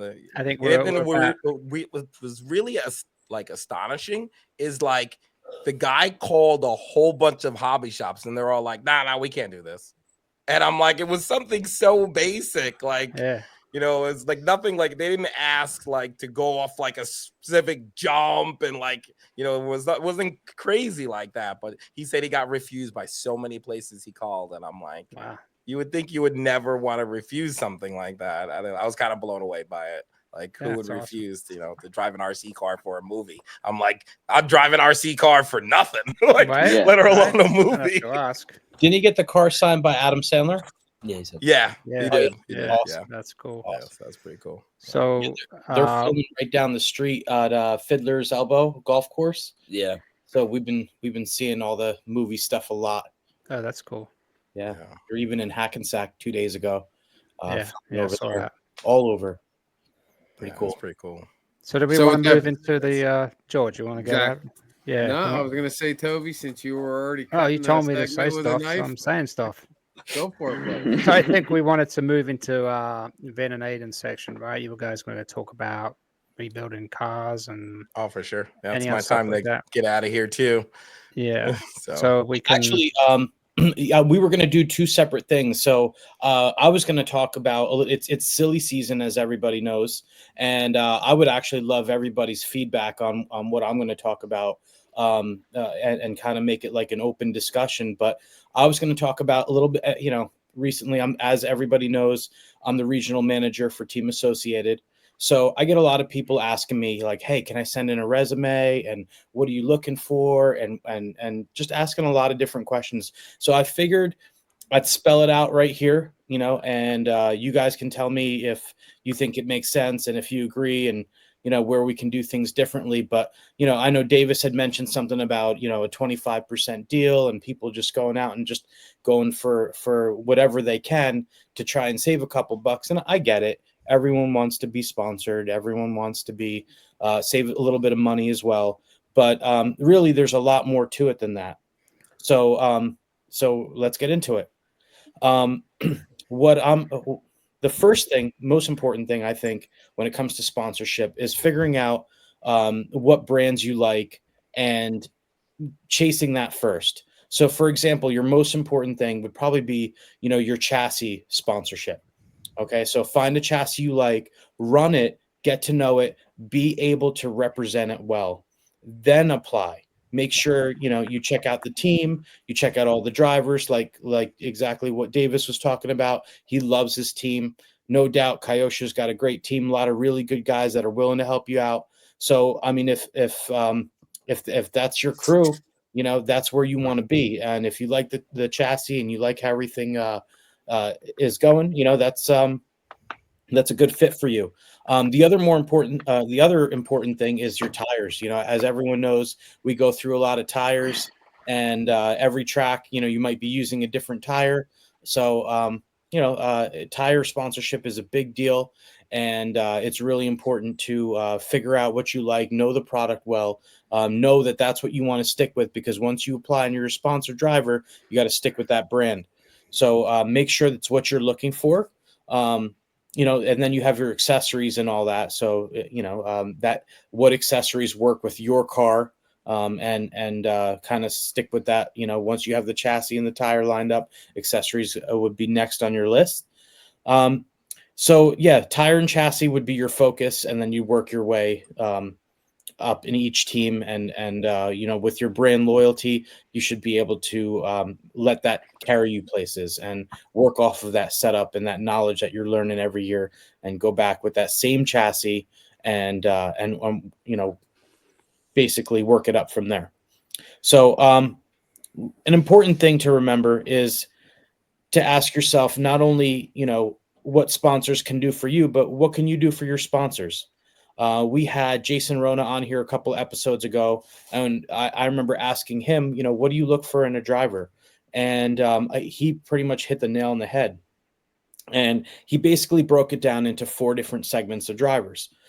Number one, you got your fast guys that are representing well. They're getting up on the podium and they're doing really well. Then you got your guys that are really good with the build. They're organized. They're very helpful. Their pits look nice and professional and all that. And, they're all about it. And they're working their way up towards, where those fast drivers are. And then, you have your guys that are really good with people. They can market the products really well. And, that's a whole different segment of people that, are promoting the products and people see them driving it, and they might not necessarily be winning, but they're doing a good job representing. And so people end up getting behind that as well. And then you have your guys that are guys or gals that are doing the social thing. They might be doing a podcast like this.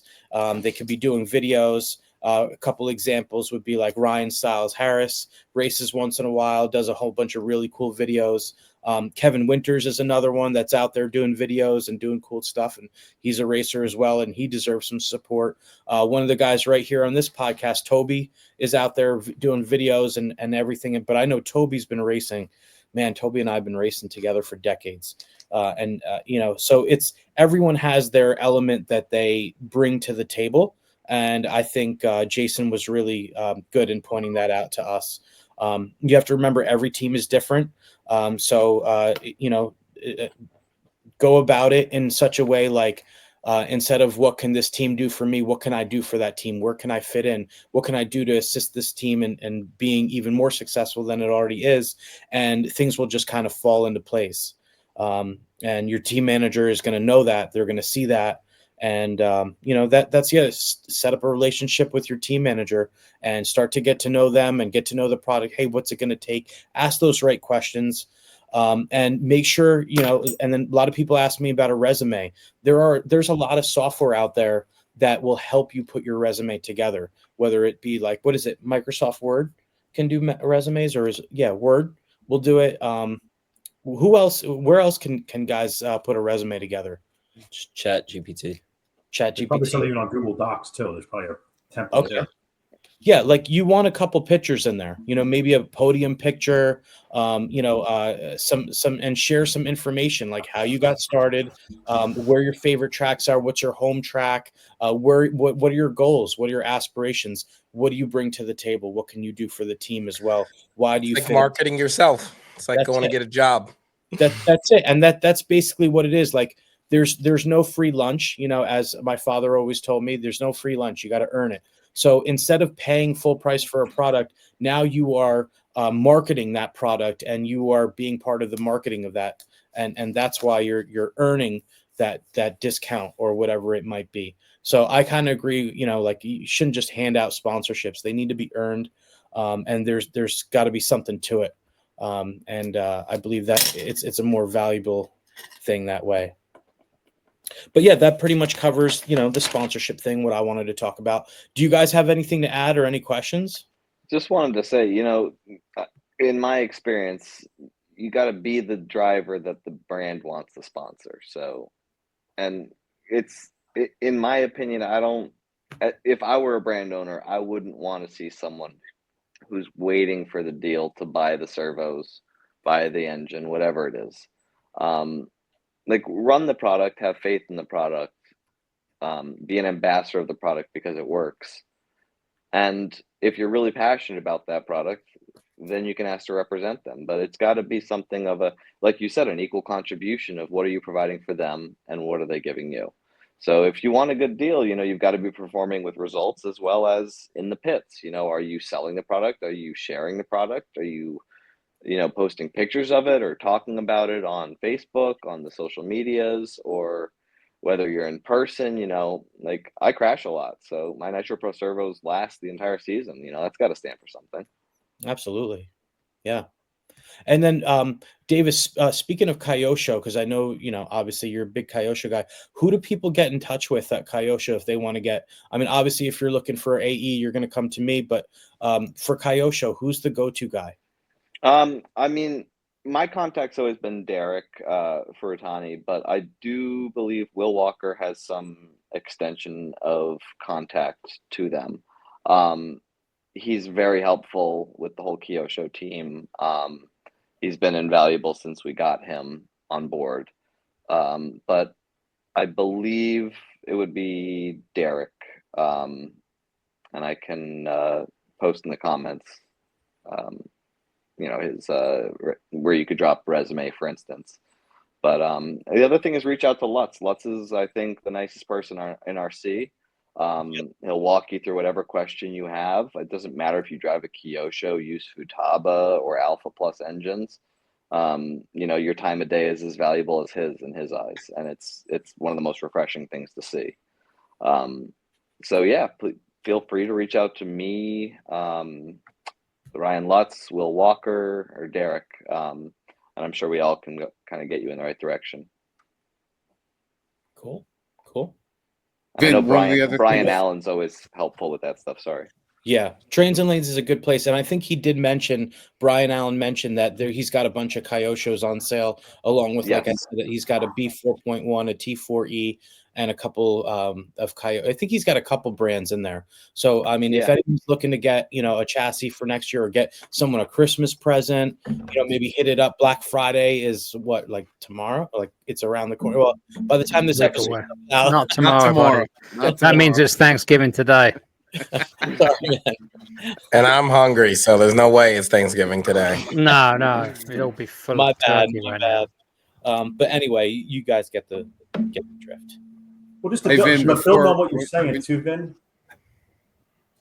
For anybody, right? Ask your local racer. I'm flipping freezing, aren't I? No, you're going. You're Oh, good. I am going. You guys are all frozen, but all right, never mind. But no, ask somebody that's on that team, right? If there's somebody like, I want to run for associate, I don't really know Vin, or I want to run Kyosho, I don't know Derek. Well, go talk to someone that's on that team, and make sure they give you some insights. Maybe it'll use them as a reference. They'll help you if they can, but that's always out there as well. But Good point. So sometimes like these, the teams just want to naturally grow, right? Because sometimes there's attrition. There's from guys just not racing anymore, or guys that are changing brands. So if you go to the track and you know somebody like Davis who's running Kyosho, walk up to him, ask him, "Hey man, I'm interested in running for a Kyosho. Do you think there's any opportunity, or who can I get in touch with?" I find that when people try to just apply for these sponsorships directly through like the website, right? Nobody knows anything about you. You're just an application. But if you are referenced by somebody who's already associated with the team, who finds you to be a good, respectable person, that there's more of a chance that you might be considered for that team based on your association sometimes. And, that's the community of RC. You can either hit it from the front end, like a website, or you can try to go through the network. Just one comment in regards to before, right, about guys getting sponsorship. Maybe somebody's been at the track for like 6 weeks and they show up and they're like, "Oh, I got a techno sponsorship," whatever, right? It's not so much that they got the sponsorship. It's more about the fact that they just don't have any skin in the game, right? So anybody can get the sponsorship. That's great. But if you don't even know what wrenches you should have in your toolbox, what good's the sponsorship? So, to what everybody else was saying before, go to the track, spend time there, learn what the cars are about, learn what the community is about.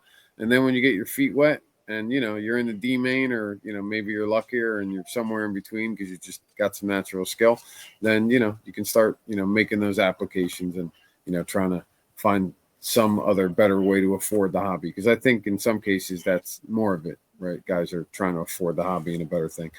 Plus they like wearing, hats from sponsors. This is not one I just happen to like from Talbot. With that being said, Toby's got something to say here. No, have I? Yeah, I was just going to touch upon Motorama. Obviously, Finn, you guys done with the? I took a whiz, so I didn't know if you guys were done with the car rebuilding stuff or. Yeah, we're gonna do that. Go ahead if you want to do. We could do it before or after Motorama, but yeah, Yeah, not a ton to talk about. Obviously, the event sold out in the record 8 minutes, I think it was, November 1st. So shaping up to be another good event in February. I don't have any information yet on any pro drivers coming. Seems to be kind of a last minute thing. So I'll hear back from Scotty. But I'll be there at 46RC. Hopefully my son will be with me and we'll do the whole media stream thing again. I just spent a bunch of money this week buying yet more equipment. So just trying to make it better every time. And it looks like there's going to be some short courses there, which will be exciting. Got mine ready. So going to do a little Pro 4, Stevie. Oh man, those are always good times. Great times running Pro 4.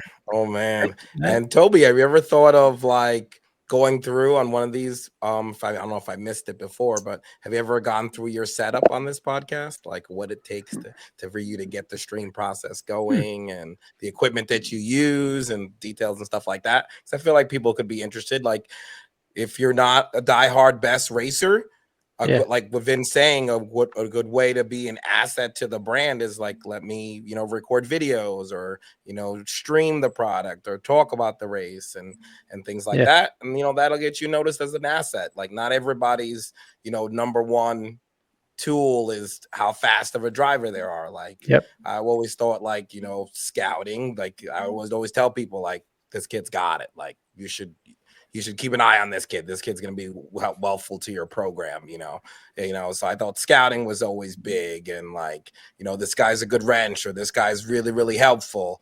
Like me and Davis would probably say like, the guy, Eric Lawson, Chopsticks, like that guy would literally take the part off your car for you to finish a race. In between if he thought you didn't have something, he would break your car down for you and put it back together. So I'm like, he may not have been the fastest guy ever, but he's always there, always helpful, always knowledgeable, always could steer you in the right direction. I was always big, like whenever I got my car pretty good, I was always like, try to find the setup that's easy to drive.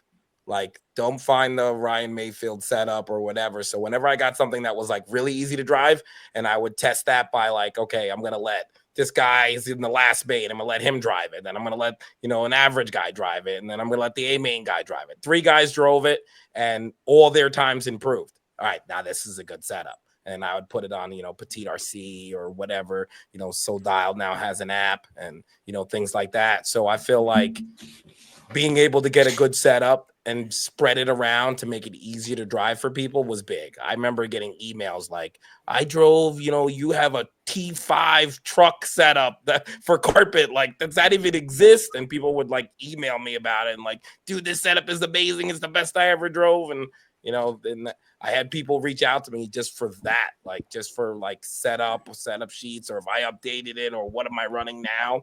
Never met this guy from a hole in the wall, but he found me to say, this setup was really good. So it's like, there's always ways you can help people, like Vin was saying. Cool. Definitely. Yeah. So I guess I'll take it off now and do the rebuilding thing. We touched upon LCRC a while ago. And, I thought of a little situation. Let's say you're a newer driver, or even you just don't know what you're doing when it comes to rebuilding with the car. And, you got this big LCRC race coming up. You don't, never been to one. What should you do to prep your car? So, just to touch on that, let's say you got like a nice e-buggy, first thing I would do if I'm about to go to a big race is obviously take the tires off. Take the body off. You want to really dissect your car and, make sure you're pretty much prepping your car for the next race. So you're taking everything off. I'll start with my car by taking the shocks and diffs out. That's the first thing I'm doing. Along with the wing, you're going to be taking it all apart. So those are like my 2 things that I do first, and that I'll rebuild those off to the side. But, some people only do that, and I'm like, you're missing so much more, and there's a lot more to it. So when you really get your car, down to you taking everything apart, now you're going to want to like separate it into 3 different clips. So I'll start by taking my front clip off, then the rear clip, and just having the center chassis piece with all the electronics and all that connected. And usually I work my way back. I'll start with the front. And basically, I'm disassembling the whole thing, and I'm going to go through and I'm going to clean everything. Everything gets cleaned. I don't want dirt anywhere. And I'm going to start by either you can replace your bearings or you can rebuild them. But, if you're going to a big race like LCRC, you get a lot of track time. They're going to go, especially if you already have a couple races on them, they're going to go. So really, you want some fresh bearings. It's also going to improve the handling of your car. A lot of big thing people avoid is your hinge pins. Your hinge pins will slow the movement of your arms down. So I like to, every now and then, take it apart, polish them. I'll start with a little Scotch-Brite, and then I'll put a little polish on a microfiber and go over them. Makes the car arms nice and smooth. you know, then probably put the front end back together, new fresh diff. It's got fresh hinge pins, fresh bearings, and now you have a fresh front end for your car. Your front end's ready to race. Also, another thing to keep in mind is your not on a C hub, but if you're on a pillow ball car, you don't want any dirt behind your pillow balls. That is not good. So always make sure those are nice and polished and you've got no dirt behind them.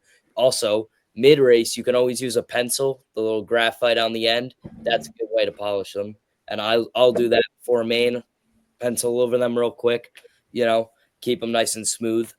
As far as the rear end, you pretty much do the same. Disassemble everything, you know, clean it all. You don't want any kind of dirt and grime slowing up the movement of your car. Take it all apart. Fresh bearings or rebuilt bearings, hinge pins, all that. Put it back together. As far as the center of your car, big thing is on an e-buggy, your battery trays, a lot of dirt can get stuck under them. So I always take them off, wipe the chassis down. I'll do the same with the electronics where I don't take them apart. There's no desoldering. I'll literally just pull them up, clean underneath, and then put them back. As far as actually cleaning the electronics, I don't do much. I don't want any type of cleaner or anything getting in them. So just a nice wipe down on that is good. You don't really need much. There is electronic parts cleaner. This one's CowRC that we use. And every once in a while, like we'll give them a spray and just wipe them down on the surface. But when you're doing like when it comes to like your motors, that's where you know, I would say, look, wintertime is a good time to take your motors apart, put fresh bearings in them, double check them, check the timing. Like SkyRC makes a good analyzer. Throw them on an analyzer. Make sure the timing is correct. Make sure your sensor board's working correctly. And definitely like treat certain parts of your car on their own, you know, like separate entities, your shocks, your diffs, your hinge pins, that kind of thing. And then also your motor. Sorry, go ahead. Yeah. Another thing is if you have a nitro and you don't really know what to do with it, look for Ed Bridges, EB Mods. If you give it to him, he'll do a complete rebuild for you, tune it up. You'll have that thing ship shape. So you can focus on the car, give him it, and it'll come back vacuum sealed, perfect. Throw it in the car and you're good to go. So one thing with the motors, I just want to add, if it's like wintertime and let's say you're not going to use, or even in between races, just throw a tiny bit of after run oil in there. It goes a long way to stop the fuel from corroding the internals of the engine, including the bearings. Mm-hmm. Yeah. So now after you do all that, you've thrown it all, your clean, fresh car back together. It's usually what I do. I'll do that with all three, my e-truck, my e-buggy, and my nitro buggy. And then it's pretty much prep my tires and I'm ready to race after that.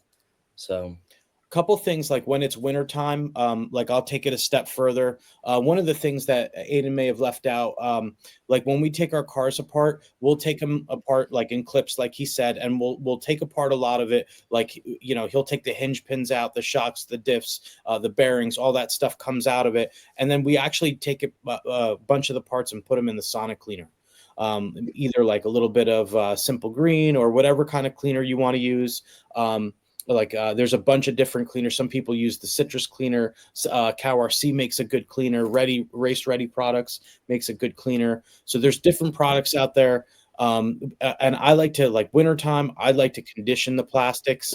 So like after I do that, I'll completely take it apart and I'll throw a little bit of this stuff right here. This is CowRC Mousse Slick. It's basically a silicone protector. And then SC1 is what I use on my motocross suspension and some of the plastics and stuff there. So SC1 is basically a very similar product to this. And that kind of, what that does is that reconditions the plastic.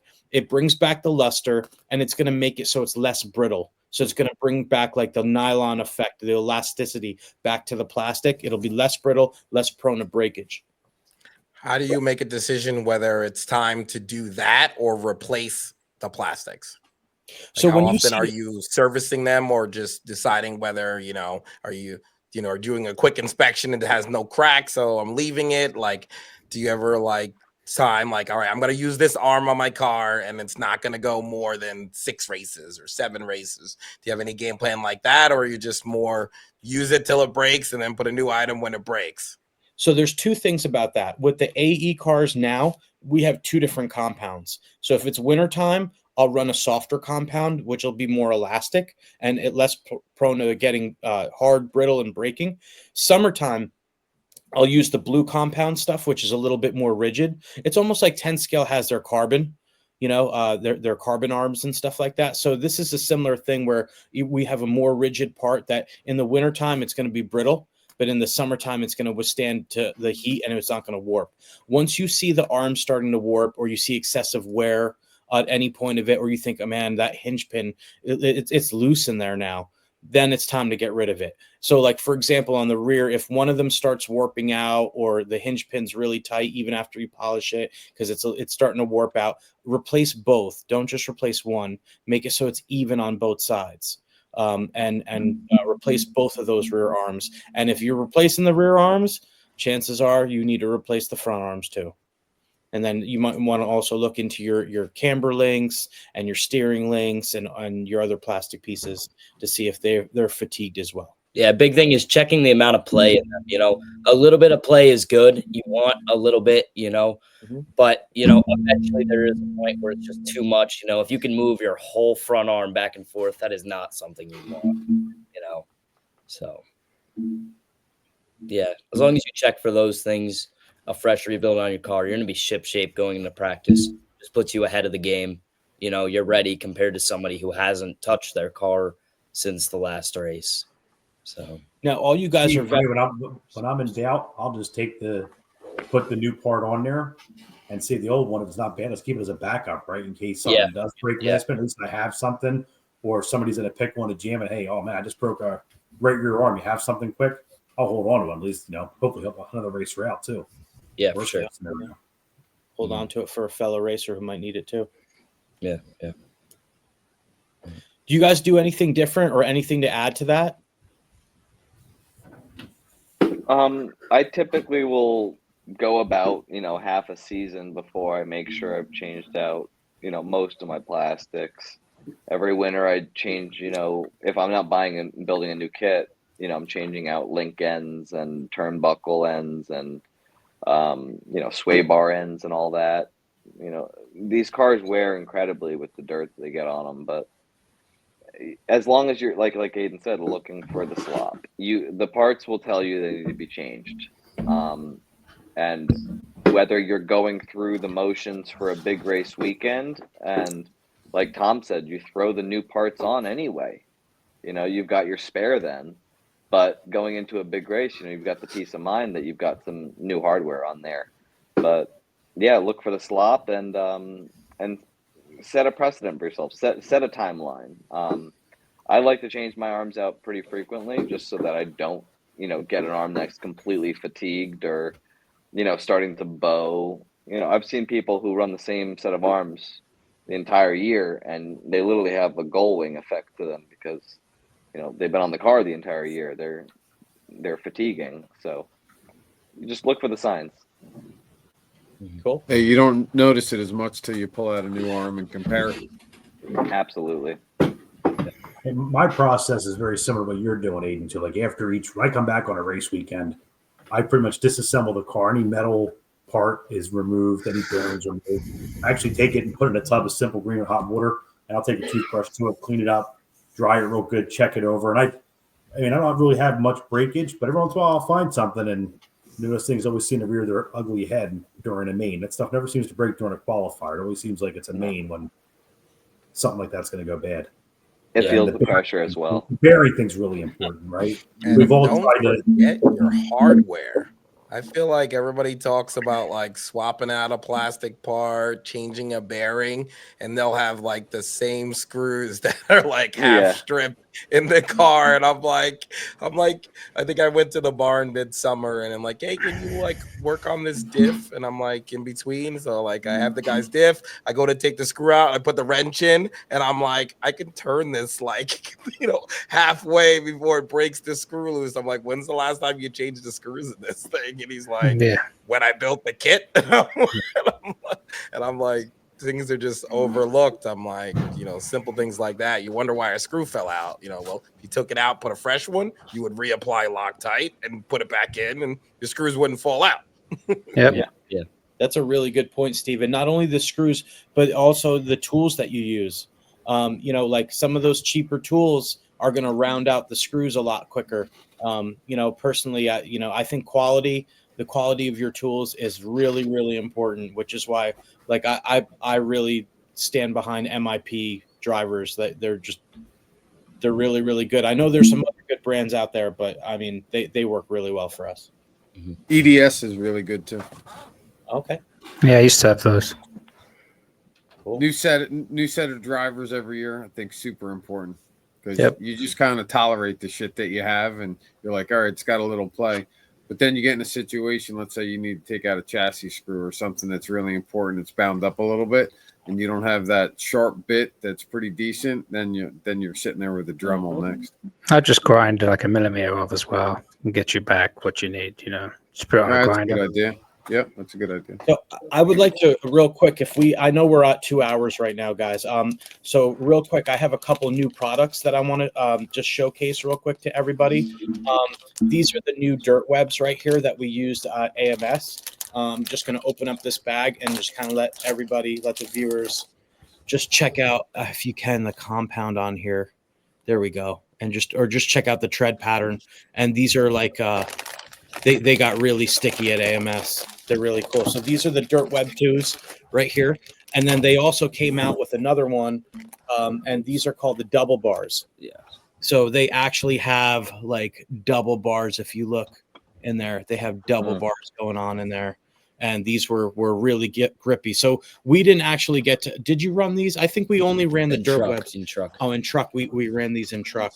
And ended up going back to the relapses, but just wanted to show you guys there's some new tires out there to test with that are really good. Just gonna have to dial in, you know, how we prep them and where we use them. One of the other things that I wanted to show everybody, I just got this thing, and I waited for the podcast to open this up. So this is the new J Concepts toolbox with the upper storage on it. So it's like, sorry, Aiden. But yeah, you can see on the top here, you have all these different grids. You can make them bigger, smaller. So put all your little small parts, your screws, and all that stuff in here in the top. And then when you open it up inside, it's got some nice latches.